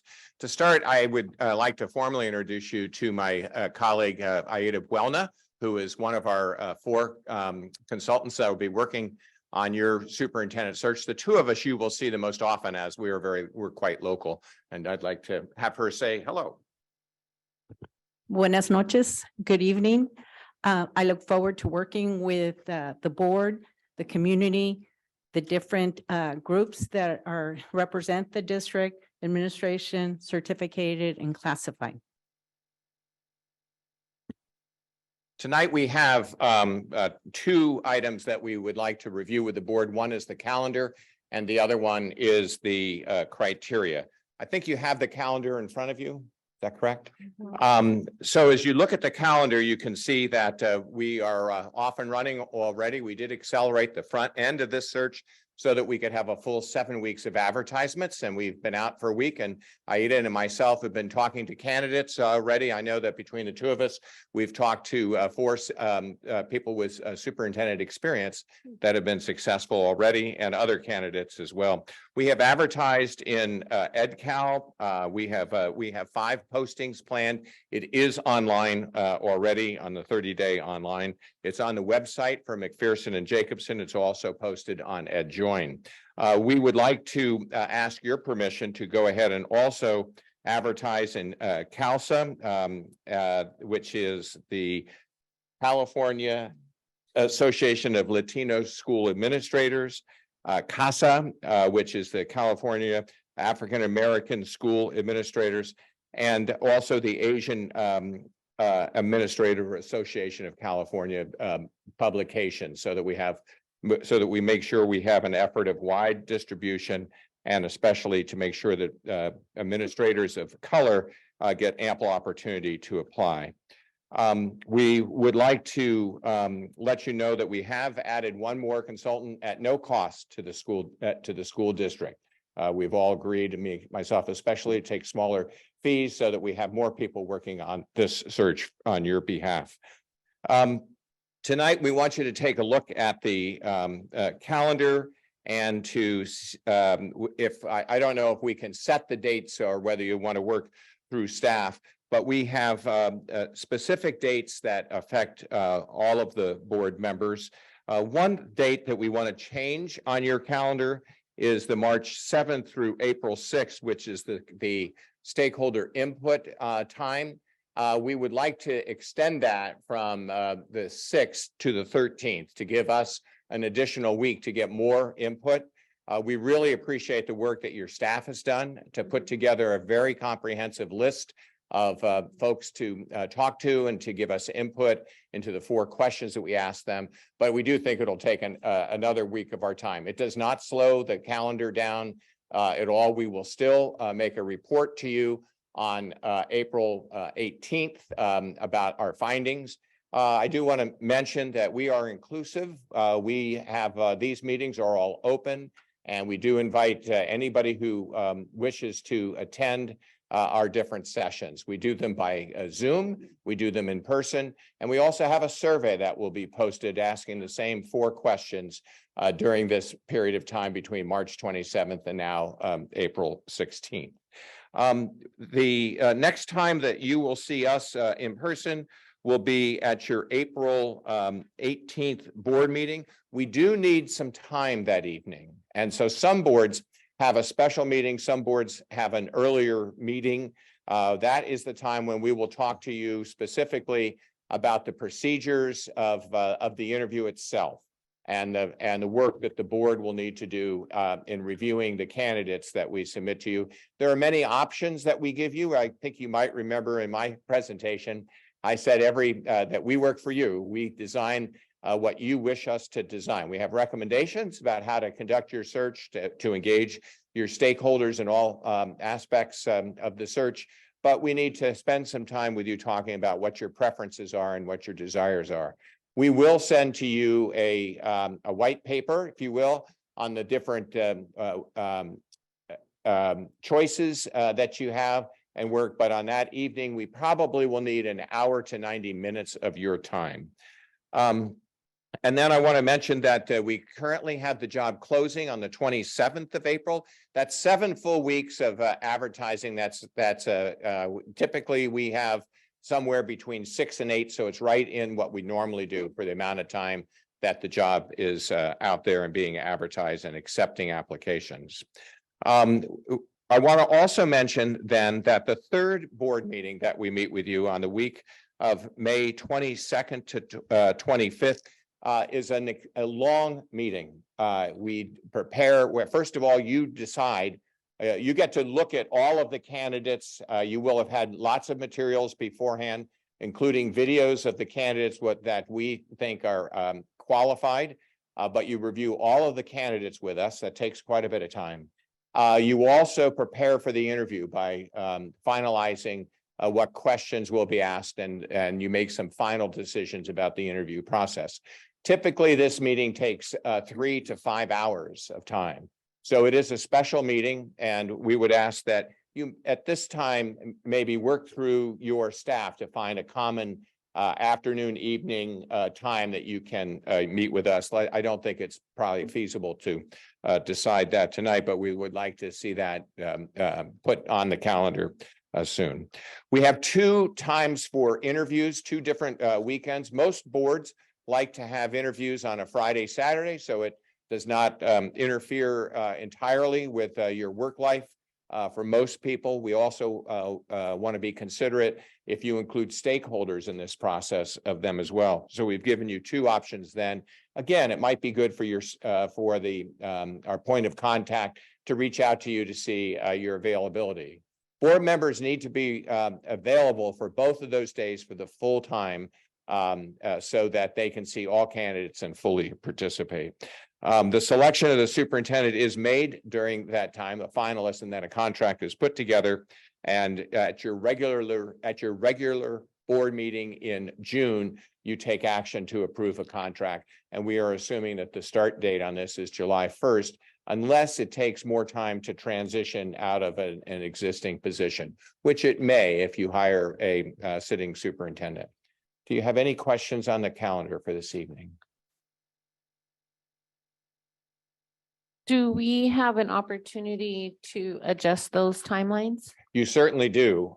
You can take the opportunity now and talk about what you would like to change, and we can adjust them as we go. But we do like to tie down those key dates that I talked about, so that for planning purposes, we have to plan your time, we have to plan the candidate's time, and of course our time as well. So those we like to plan well in advance. But we're totally at your command about your timeline and how you wish to conduct your search. This is our recommendation to you. So I will throw you that curve ball. We are hoping to up the timelines and have a selection of a superintendent by May instead of June. Okay. All right. Let me chat a little bit with you about what that will require, and then we can certainly adjust it. We've been able to do this is sort of a normal search procedure using the normal timelines, but frequently we will do an accelerated search, which means that we'll go out and advertise for not 7 weeks, but usually 4 weeks or 5 weeks. And then we also compress our time that we do for vetting the candidates and save a week or 2 there. So it is possible for us to give you an option on this of a timeline that would have you interviewing in, let's see, we had have you interviewing as much as 3 weeks earlier. I think three weeks earlier, so we could be advertising in May and making the selection in May. Yep. Awesome. Thank you. There's an advantage. I want to mention there is one advantage to doing that, and I even thought maybe I should give you that option tonight, but we usually bring in the standard fare. It's a very competitive season this year. There are a lot of districts out there that are looking for superintendents, and if you do accelerate your search, it's possible that somebody who is you're competing for with another district, you might have a better chance. So there is an advantage, I think, to going a little bit faster. But the disadvantage, of course, is that it's not out there as long for people to apply to. you're a well-known district, and we're out there spreading the word already. And I think you will not be harmed much by reducing the amount of time that the job has flown. And I just want to confirm with you, the stakeholder list is not the only one who's allowed to be a part of this conversation. It's just the list that we have currently right now, but it is open to all and everyone to be a part of this discussion. That's absolutely the case. In fact, we will encourage the district to put as much advertisement out about the meetings that we have. We have typically several open meetings where anybody who wants to come can come. And we ask the same questions of everybody, and we report it the same way, no matter who you are. The 4 questions are: what are some good things about this community? What are some good things about the school district? What are the issues the next superintendent should be doing? We use that to make a good match with you. And then what are you looking for? What are the skills, attributes, and characteristics that you'd like to see in your superintendent? It's consistent. And then we, with everybody we talk to, again, we have an online search where you can write to those. And all of that is put together and published and delivered to you. On the accelerated search, we'll give you an executive summary of that shortly after we finish, and then a full report before we go into looking at the candidates. Talk a little bit about the online survey. Is it the same questions that you're asking in the open sessions? It is the same questions that we ask in the open sessions. And if you go to an open session, you also can go ahead and write to them as well, if you want to make sure that your comments are seen verbatim as you write them. We do deliver them, though, exactly as you write them, only making amendments if the names, specific people's names are used, or if there's vulgarity involved. I'd like to just, I do have a couple of questions, but you actually answered them in the discussion. But I wanted to press in the importance of the stakeholder input. And if we are to move fast, that part is just really taken with time. However, we can balance that. We entirely agree. That is our brand, is getting great stakeholder involvement, not only at the front end, but at the back end, as we will talk about later. And as you can see, we've expanded it a week. And I would, and there's no reason not to do that, even if we accelerate the timeline, because they can overlap. The times can overlap. So I see us not jeopardizing the timeline for stakeholder input at all. I want to say one more thing about stakeholder input. All of us contribute to that, and you do as well. If you hear of anybody who said, "Oh, I didn't get a chance," or "I didn't know about it," let us know. You have my phone number, you have Aida's phone number, and we'll take that extra step to interview the person one-on-one if we have to. Now, of course, can't do that with everybody. We'd like people to come in groups, but we're very earnest about getting stakeholder involvement and getting everybody's voice heard. Yeah. The other thing I want to share is that we do conduct a community meeting in Spanish for the Spanish-speaking community, so that they feel that they can give their input. The survey online is not only in English, it's in Spanish and any other language that the district would like us to provide it in, Punjabi, Russian. So that can be available to the community, to the staff. The students also have an opportunity to go online and provide their feedback that way. Thank you, Aida. Another question I had about stakeholder. We have a lot of community organizations, and we gave you the list of some that we know. What if some of these organizations would like to hold their own listening session?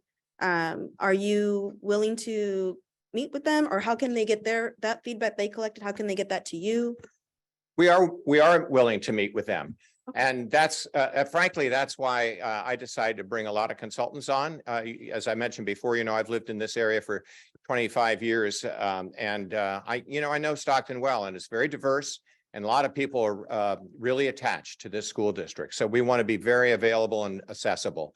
So yes, any group that feels like they want to spend some time and meet with us, so long as it's within that time frame, that 3-week time frame, then we're more than willing to adjust and be able to do that. And okay, all right. All right, we'll work on those dates that are out there with your staff. And so they'll be sending you queries about when you're available. I will revise this so that we are interviewing, we'll try for mid-May for interviewing, and so that a selection can be made in May. That's what I understand. Is that correct? Yes. Okay. And then I want to also note for transparency, I'm going to be unable to make this first meeting that you guys are going to have. And so Donald Denaire, trustee Denaire will be there in my place. And they are very aware of what qualifications I am looking for. And we will make that as a team. So. Okay, Aida now is going to take you through the criteria. If you can put that on, yeah, next. Okay, first and foremost, I want to thank the board for your quick turnaround on the criteria. So next slide. Okay. As you know, you provided me with the survey information. This is the criteria that comes up. You're looking for an effective, positive, clear collaborator and communicator who has a history of valuing the opinions of all stakeholders, listens to and thinks about others first before stating their own opinions, has strong verbal, written, digital communication skills, and is accessible to all, including those with differing opinions. Undervalues and actively works to build trusting relationship. The superintendent must be a team builder who is able to bring people together, establishing trusting, transparent, inclusive, and respectful relationships with the board, administration, staff, students, and community. Demonstrates high levels of cultural competency, an educational equity leader and learner who has the moral compass and courage to act upon all decisions through an equity lens and shapes an environment where equity and excellence are the standards for everything. The candidate has a successful record of building equity within the culture, policies, practices, and systems of a district or organization. A culturally proficient leader who values and empowers diverse cultures and ethnicities to balance inequities. Let me get. We move the slide up a little. Yeah. No, I don't think you can. Let's see, prioritize and actively works to build strong family and community partnerships. An individual who has successfully demonstrated the ability to build strong relationships, develop good rapport with staff members, and be a catalyst for strengthening unity across the district and community. The superintendent must have a proven ability to bring people together to build trusting and respectful relationships. The superintendent must be a team builder that is trusting, transparent, inclusive, and respectful of all stakeholders. Next slide. Demonstrates fiscal and budget management skills. The superintendent will have demonstrated strategic, fiscal, and operational expertise, ensuring consistent application of administrative policy and the ability to implement long-range plans that benefit students. Visionary, innovative leader, a person who will implement a vision and best educational practices in the context of state and federal educational reforms such as Common Core standards, state standards, LCFF, LCAP planning, 21st century skills, and smarter balance assessments. And finally, demonstrate high levels of integrity and moral values, an ethical leader with a strong work ethic who leads by example and models high standards for self, staff, and students. A person who possesses the characteristics of honesty, loyalty, dependability, humor, and motivates all to perform at high levels of expertise. This leader must make decisions, model, and believe in ways that demonstrate commitment to diversity, equity, justice, inclusion, and hold staff to the same standards. Those are the criteria and characteristics you would like to have for your next superintendent.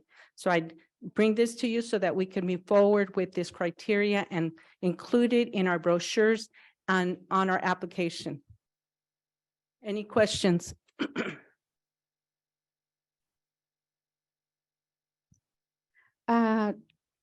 when I send my information in or my email, I suggested to look for someone who was bilingual. And I don't see that on the criteria, so that's fine. Thank you.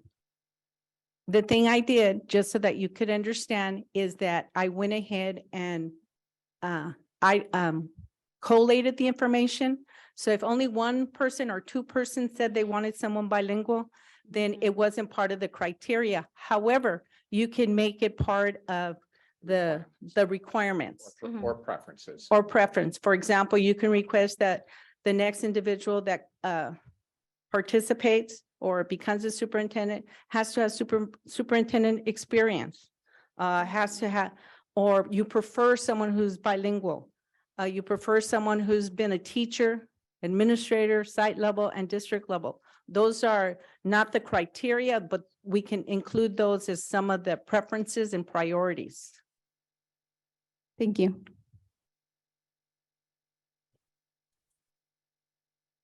One of the things that we use this for, it's very important, is we require, I think we're the only firm that requires candidates to write specifically to the criteria. So these criteria will be put on the all of the applications, and every candidate must write an extensive response to these criteria.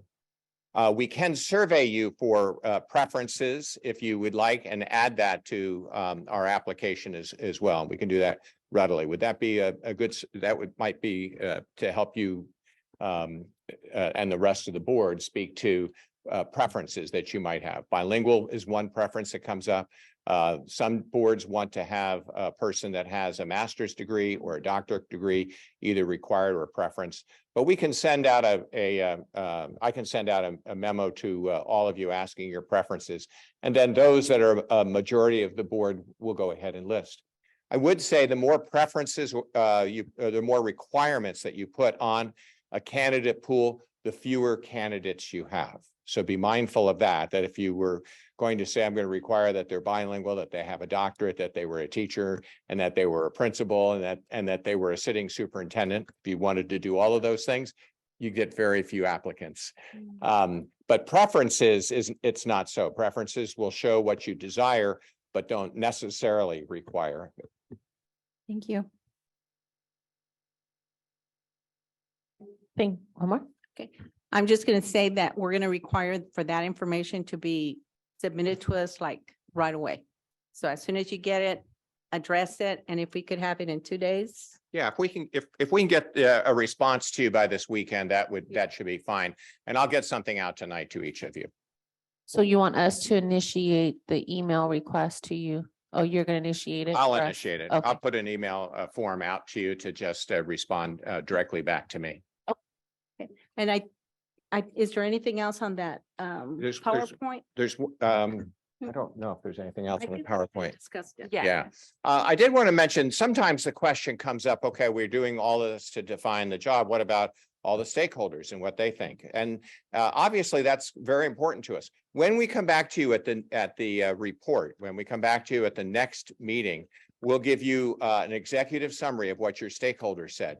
We may ask you to amend your priorities and your criteria. I just have finished that with Natomas School District, and we did make two changes that the stakeholders felt very strongly about, that the board I think they felt strongly about it too, but it didn't come up with them, and we amended. So that's how we handle that question. Thank you. Can you ask them preferences too, the stakeholder group, if they have preferences or can. would, okay. Yeah, we can. They do come up with preferences. Yeah. Okay, thank you. Okay, thank you very much. Thank you.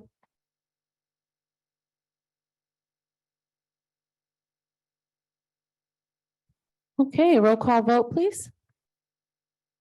That was action. Yes, this is a roll call vote for item 10.6. President Flores, Yes. Vice President Stevens. Yes. Clerk Colon, Yes. Trustee Daener, Yes. Trustee Mendez, Trustee Rico, Yes. Trustee Zulueta. Yes. Motion passes 6-0 1 with trustee Cecilia Mendez absent. And 10.7, approval to establish preferred professional characteristics and criteria for superintendent candidates as requested by McPherson and Jacobson. And we just went over that in the last presentation. So can we get a roll call vote? Oh, can I get a motion first? Because we have to go through the process, right? Motion to approve, Yeah, motion Stevens. seconded by Rico. Discussion has already taken place under 10.7. And can I get a roll call vote, please? President Flores, Yes. Vice President Stevens. Yes. Clerk Colon, Yes. trustee Donaire, Yes. trustee Mendez,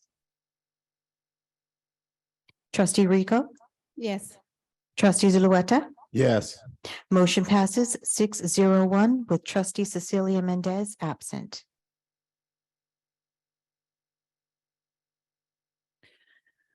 Moving on to item 10.8, which is the approval of Stockton Unified School District response to Dr. Troy A. Brown, County Superintendent, San Joaquin County Office of Education regarding for notice of proposed actions, AB 139 audit. Can I get a motion, please? Motion. Second Stevens. Discussion? So I've been asked publicly and privately, what is a change in the response to the reports and the audit? And I'm just going to simply say board leadership. Simple. Any other discussion? Okay, roll call vote, please. President Flores, Yes. Vice President Stevens. Yes. Clerk Colon, Yes. trustee Donaire, Yes. trustee Mendez, trustee Mendez, Let me see, you can go back to me, just barely come back.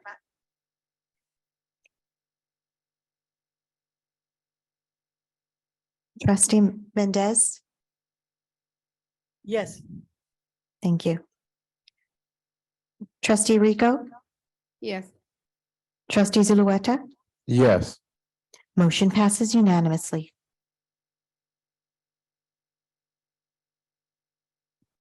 Moving on to item 10.9, approval of minutes, March 4th, special board meeting retreat. Can I get a motion?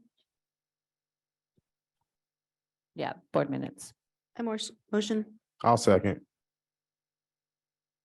Any discussion? I don't see the this just looks like. Yeah, it's here. It's just small. They didn't.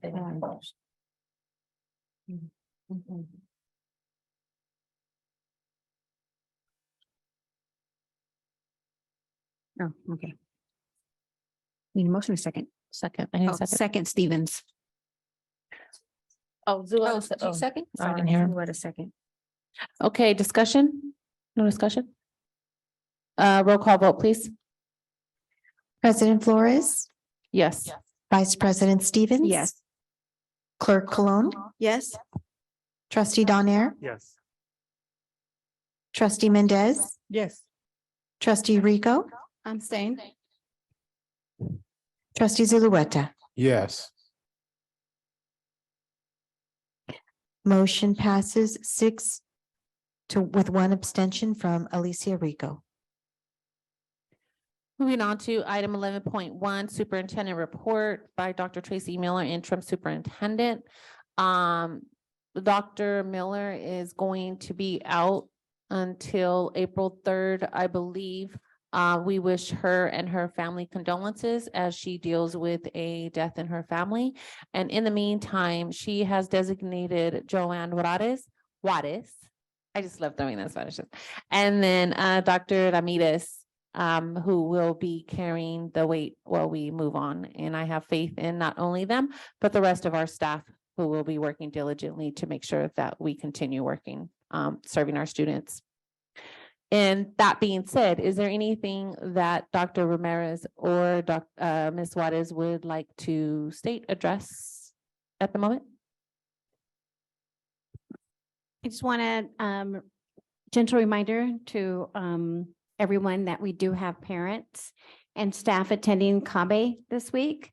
So super excited to send our parents and staff to the Los Angeles area to learn and to grow together. So we'll be expecting lots of reports when they come back. She's shy. We're gonna get you speaking pretty much more. We'll get you like me pretty soon, John. All right. Moving on to 13.1, which is the approval of the reclassification of head custodian 1, range 36E, to head custodian 2, range 37E, who is a CSEA Delta Valley Chapter 821 member pursuant to Article 8.13 of the collective bargaining agreement to be effective June 1, 2022. Can I get a motion? I make a motion first. I'll do the second. Any discussion?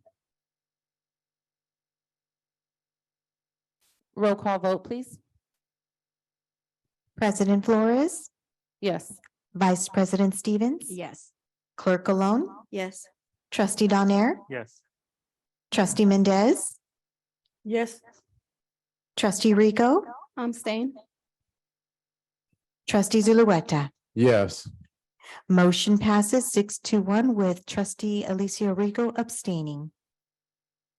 601.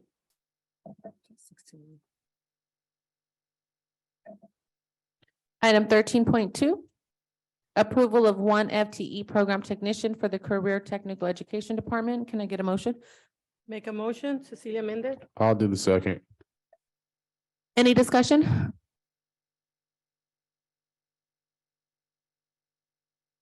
Roll call vote, please. President Flores, Yes. Vice President Stevens. Yes. Clerk Alone, Yes. Trustee Donaire, Yes. Trustee Mendez. Yes. Trustee Rico, Yes. Trustee Zulueta. Yes. Motion passes unanimously. 13.3, approval of the position Director of Career Technical Education and STEM and revised job description. Can I get a motion? Motion, Cecilia Mendez. I'll second. Discussion? Roll call vote? President Flores, Yes. Vice President Stevens. Yes. Clerk Alone, Yes. Trustee Donaire, Yes. Trustee Mendez. Yes. Trustee Rico, Yes.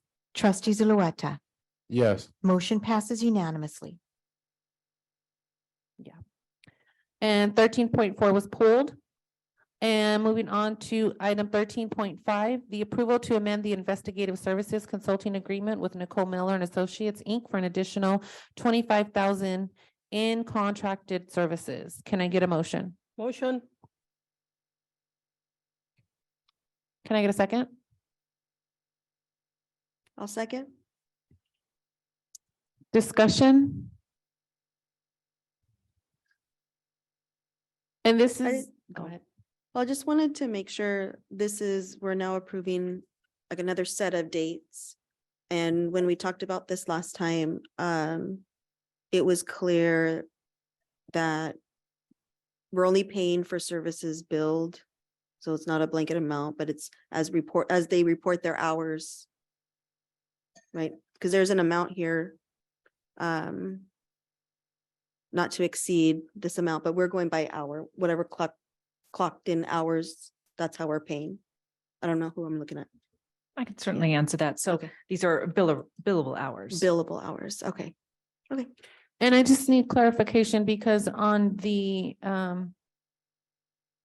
left side, well, on our document, it says 25,000.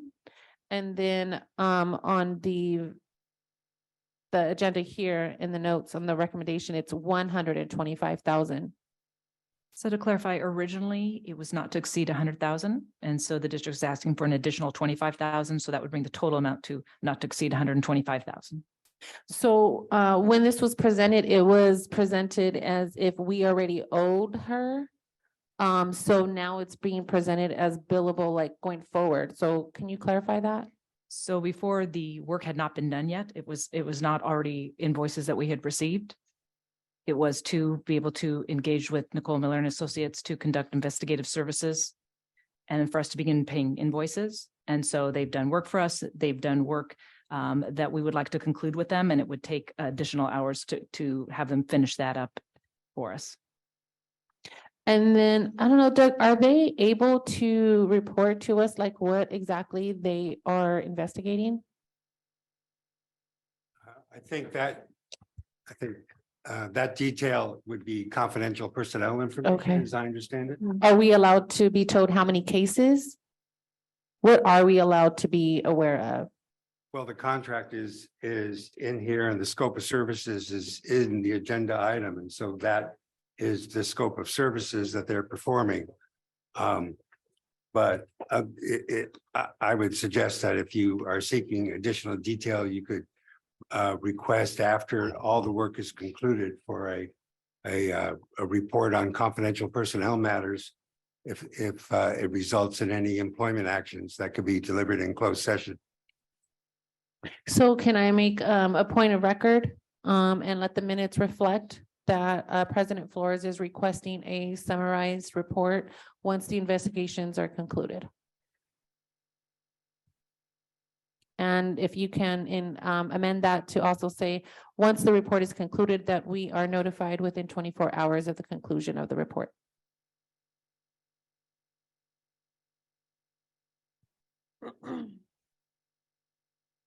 Okay, roll call vote.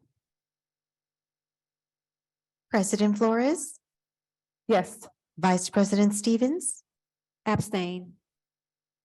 Clerk Cologne, Yes. Trustee Donaire, Yes. Trustee Donaire. Yes. Thank you. Trustee Mendez, No. Trustee Rico, I'm staying. Trustee Zulueta. No.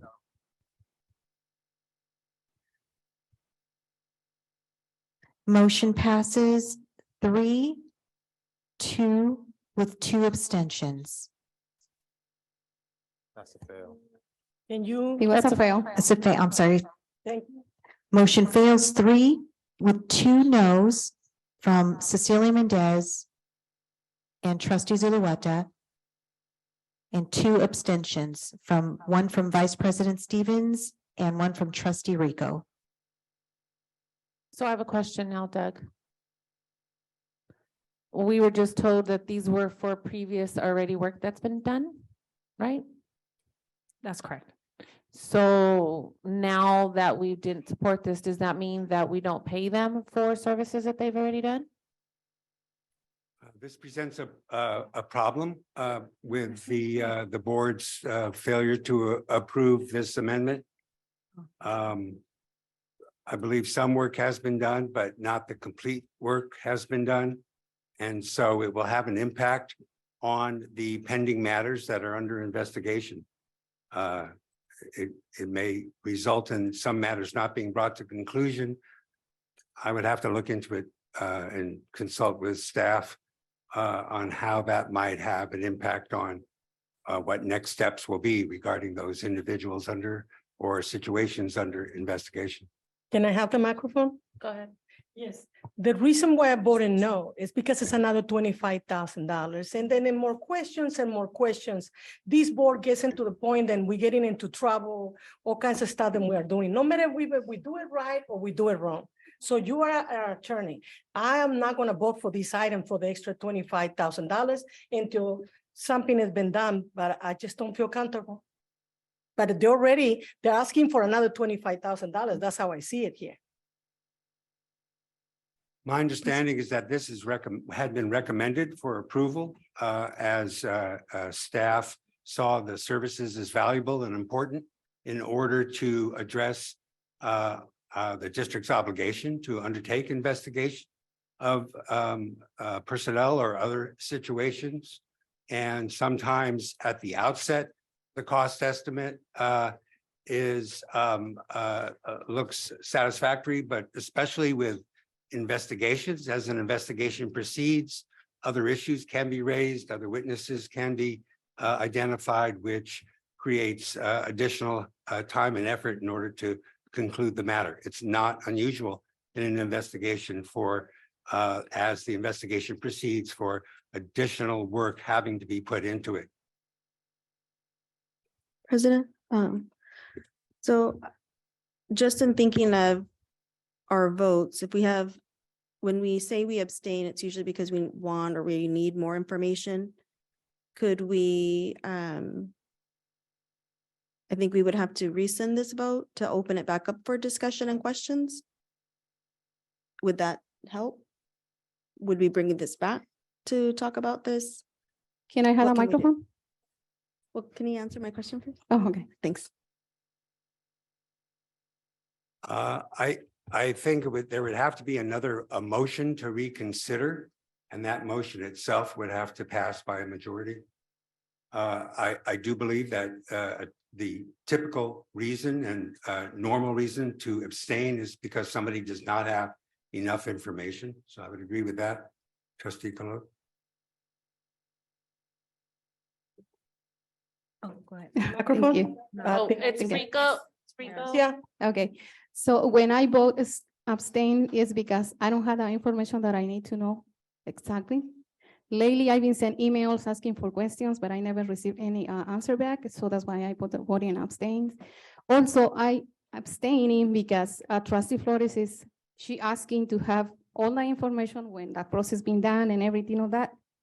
So why we need to have confidential information from all those things? We are a board members. We are not like. We are Well, that's what responsible. We are responsible for making the ultimate decisions regarding employees who are not behaving and that need to be investigated. And it is my recollection that it was the previous board leadership who hired this firm initially. And it was the previous board leadership who brought them on to do certain investigations that this previous board leadership supported in removing people from positions previously. So I'm asking, I'm still talking. I'm sorry. Thank I'm you. sorry. Please. Point of order. Point of order. Point of order. So bakery, no more bakery, please. So we. I just want to make sure that I'm trying to arrest the attorney. It's live. Can we turn off the mic now? This is where I motion to the back to turn off the mic. Right now. You can shut it off. Okay, thank you. So my answer to that is that we are responsible for ultimately making the final decisions that affects our district, our staff, and ultimately ripples down to our student support and qualified staff in that's serving our students. So that's my answer. Oh, okay, my following question is, so if we pass this today, all the positions that you had on mind to cut, they wanna investigate too, or how this is gonna work? Oh, okay. What So I just wanna clarify. what this is saying is that the investigations that were initiated by previous board leadership has now led, and this consulting firm is now being asked to do more investigations into other legalities, right? And so that's why we're here today. So they've done work already, and because they were asked to do more work, we owe them. Okay, thank you.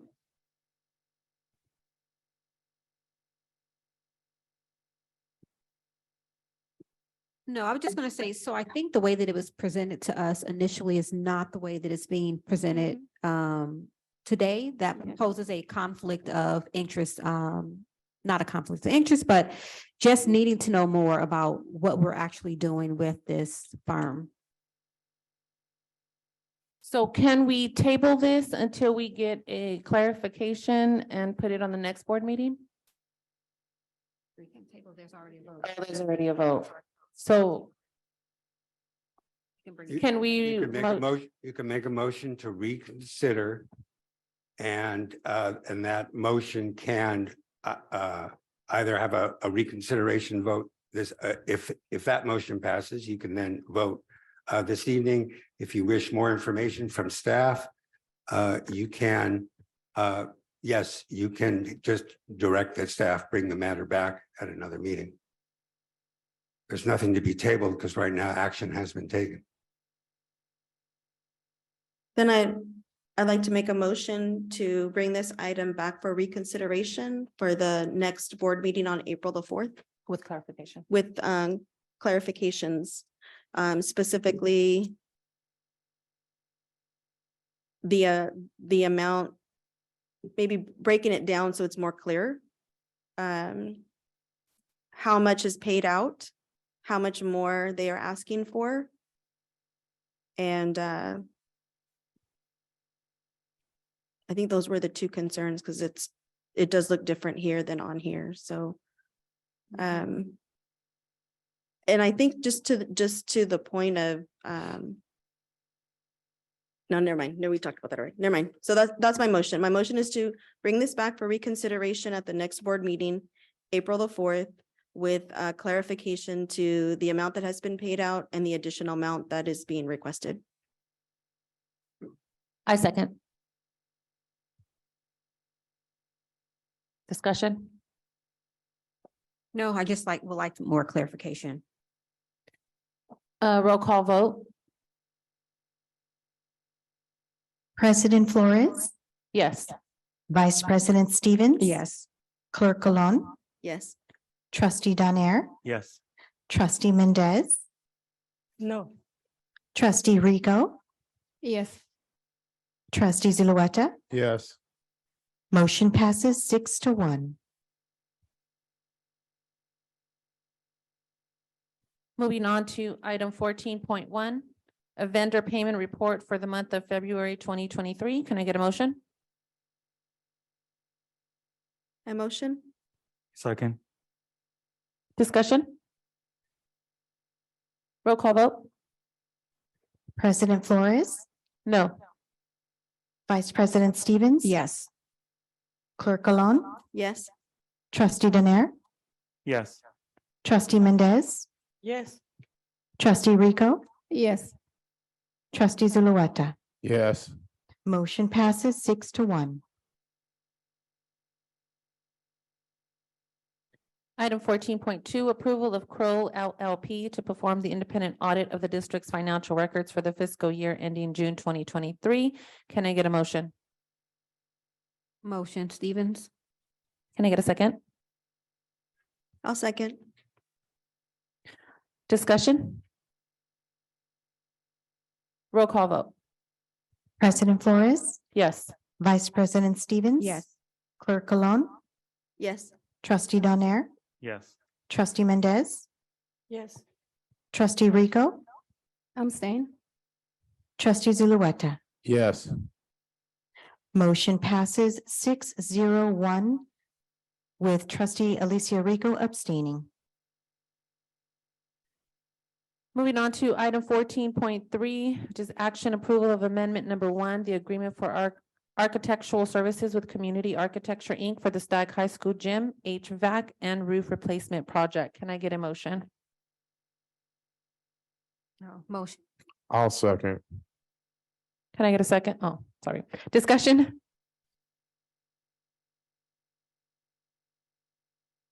Roll call vote? President Flores, Yes. Vice President Stevens. Yes. Clerk Colon, Yes. Trustee Donaire, Yes. Trustee Mendez, Yes. Trustee Rico, Yes. Trustee Zulueta. Yes. Motion passes unanimously. 14.4, approval of 2 change order requests to the service agreement with NTech Consulting Group, Inc. to complete lead in water testing per Assembly Bill AB 2370. Can I get a motion? I'll motion. Can I get a second? Second. Discussion? Roll call vote, please. President Flores, Yes. Vice President Stevens, Yes. Clerk Colon, Yes. Trustee Donaire, Yes. Trustee Mendez, Yes. Trustee Rico, Yes. Trustee Zulueta. Yes. Motion passes unanimously.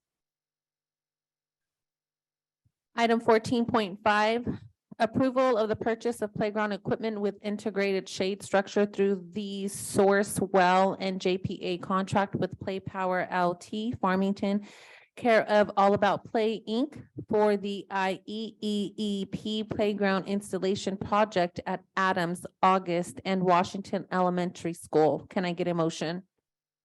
Motion Stevens. I'll second. Discussion? Roll call vote, please. President Flores, Yes. Vice President Stevens. Yes.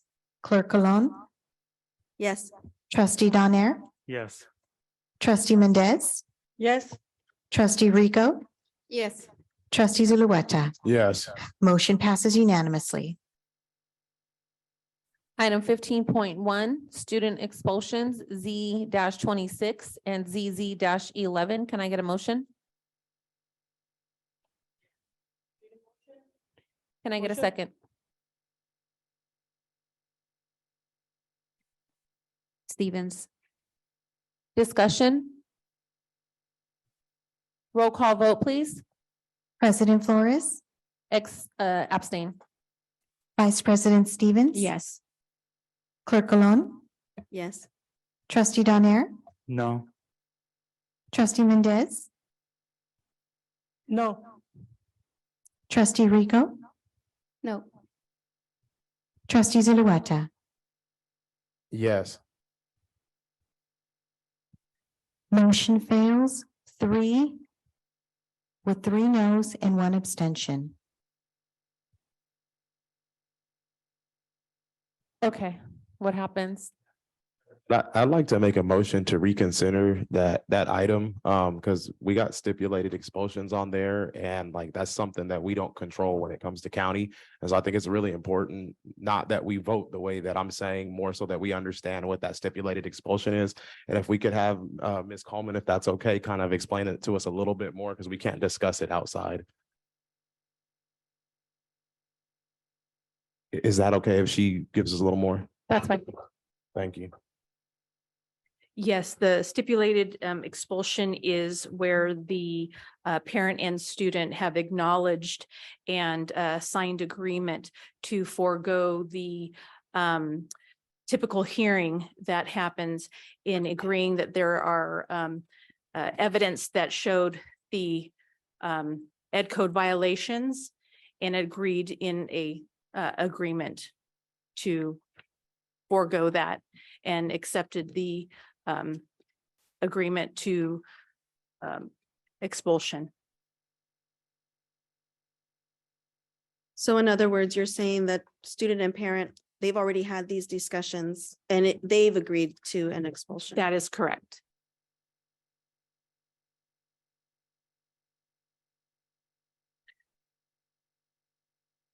I've already motioned to rescind that. Second. Will change my vote. This business going. Okay, so we have a motion to rescind the vote. And we got a seconded by trustee Clerk Cologne. And now we will revote. I understood the first time you were voting on both of them together. I don't know if that had an impact on the vote, but you might want to vote on them separately. I don't know if that's your practice or not, but it is properly up for another vote now with that additional information from Ms. Coleman. And then for the record, Madam President, if it's okay, they're both stipulated expulsions. And so, and I will say our past practice has been to vote on all of them at once. Yes. Thank you. Thank you, Trustee Zulueta. Okay, roll call vote, please. President Flores, Abstain. Vice President Stevens. Yes. Clerk Colon, Yes. Trustee Donnare, Yes. Trustee Mendez, Yes. Trustee Rico, I'm staying.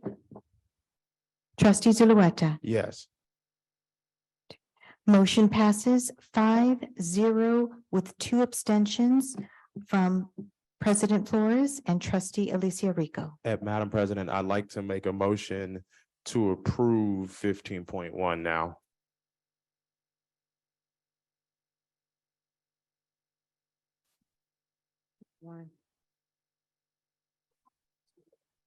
Wait.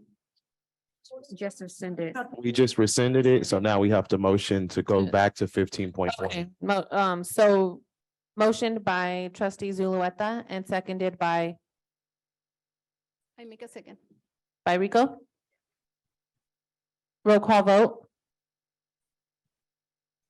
President Flores, Abstain. Vice President Stevens, Yes. Clerk Cologne, Yes. Trustee Donier, Abstain. Trustee Mendez, Yes. Trustee Rico, I'm saying. Trustee Zulueta. Yes. Motion passes 4-0 with 3 abstentions from President Flores, Trustee Donald Denier, and Trustee Alicia Rico.